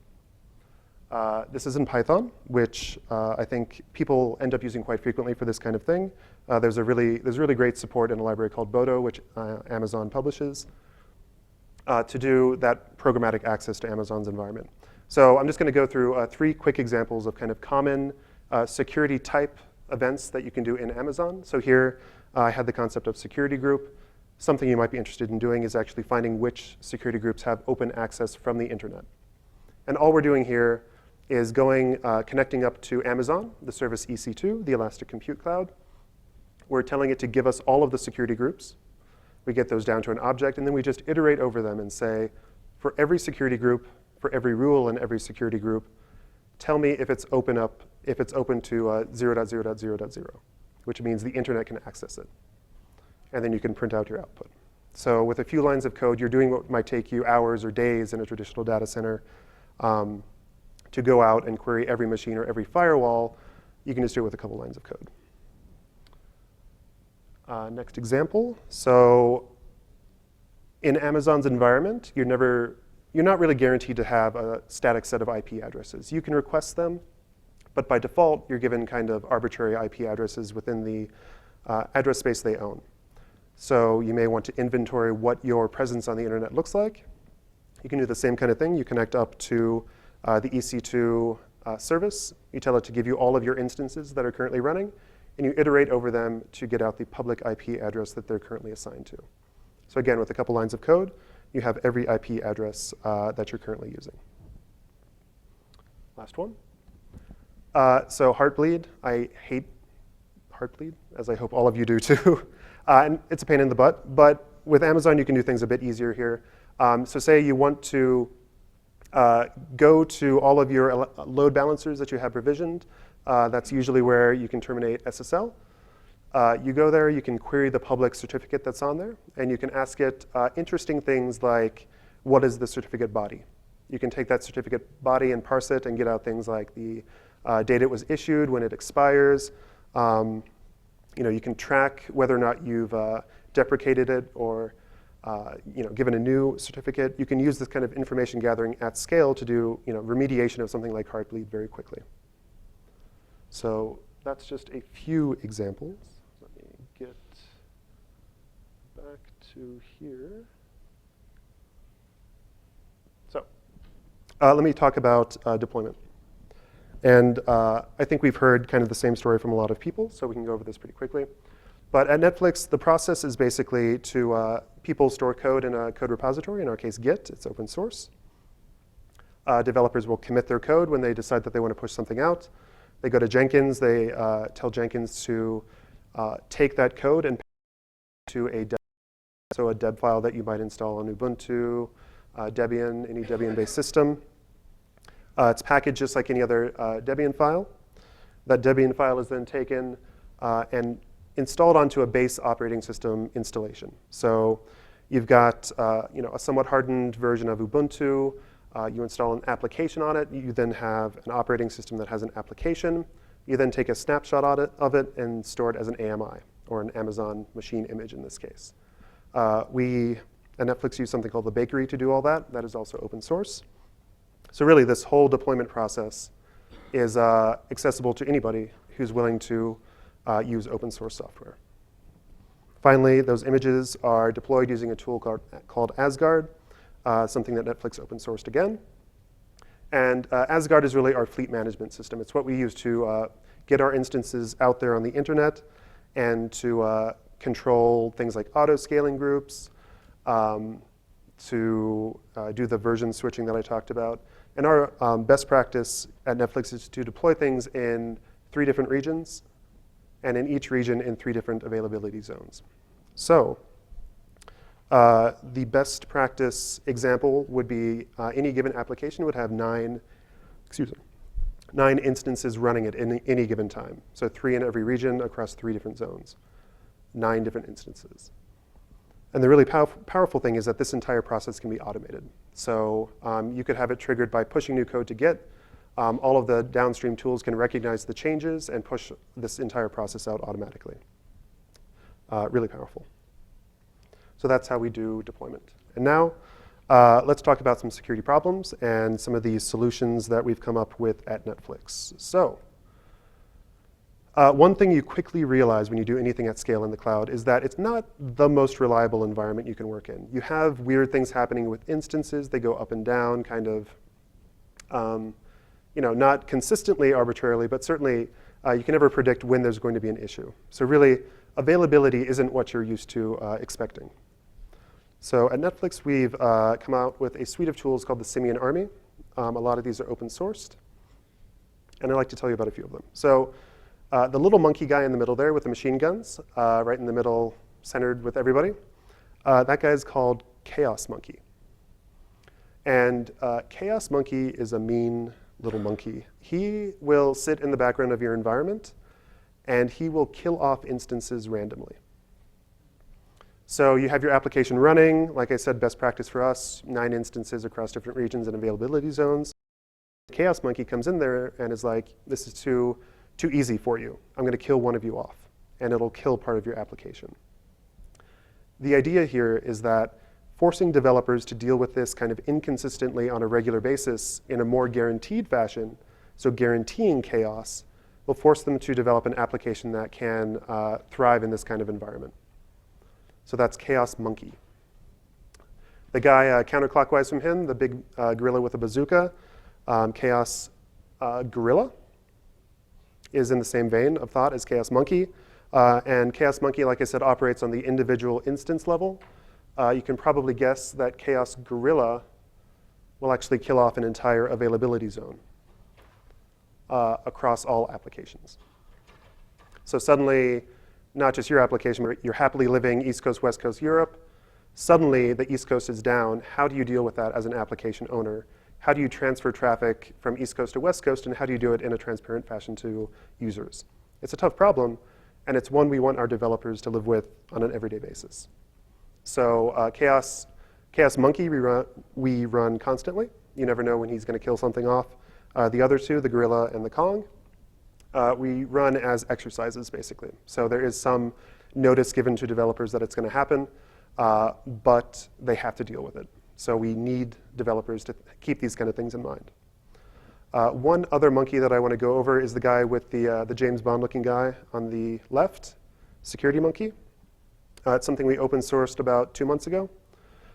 Security Monkey really is meant to pick up the slack where Amazon is kind of neglecting a feature that we really wanted to see, and that is an audit trail for your environment. So Amazon is great about letting you configure things programmatically. They've recently introduced a feature called CloudTrail that logs these changes and logs interactions with their API. That's all great. But in terms of understanding how your environment is actually configured, we saw a gap there. And Security Monkey will constantly query your environment and log changes to it so that you can go back to any given state and time and kind of figure out what the configuration was. Additionally, Security Monkey lets you write rules based on those configurations. So say you want to know when somebody opens up a security group to the internet, you can be alerted to that. Or you want to know when you have users that don't have two-factor authentication enabled, Security Monkey can let you know that. Or any other number of configurations that you want to be aware of, Security Monkey can help you there. So I encourage everybody to take a look at it if you're running a large Amazon, Java, Python. I don't believe we have any PHP applications. I hope we don't have any PHP applications. So yeah, they're primarily Java from a stack perspective, but the security team prefers Python. Don't we all prefer Python? I don't know.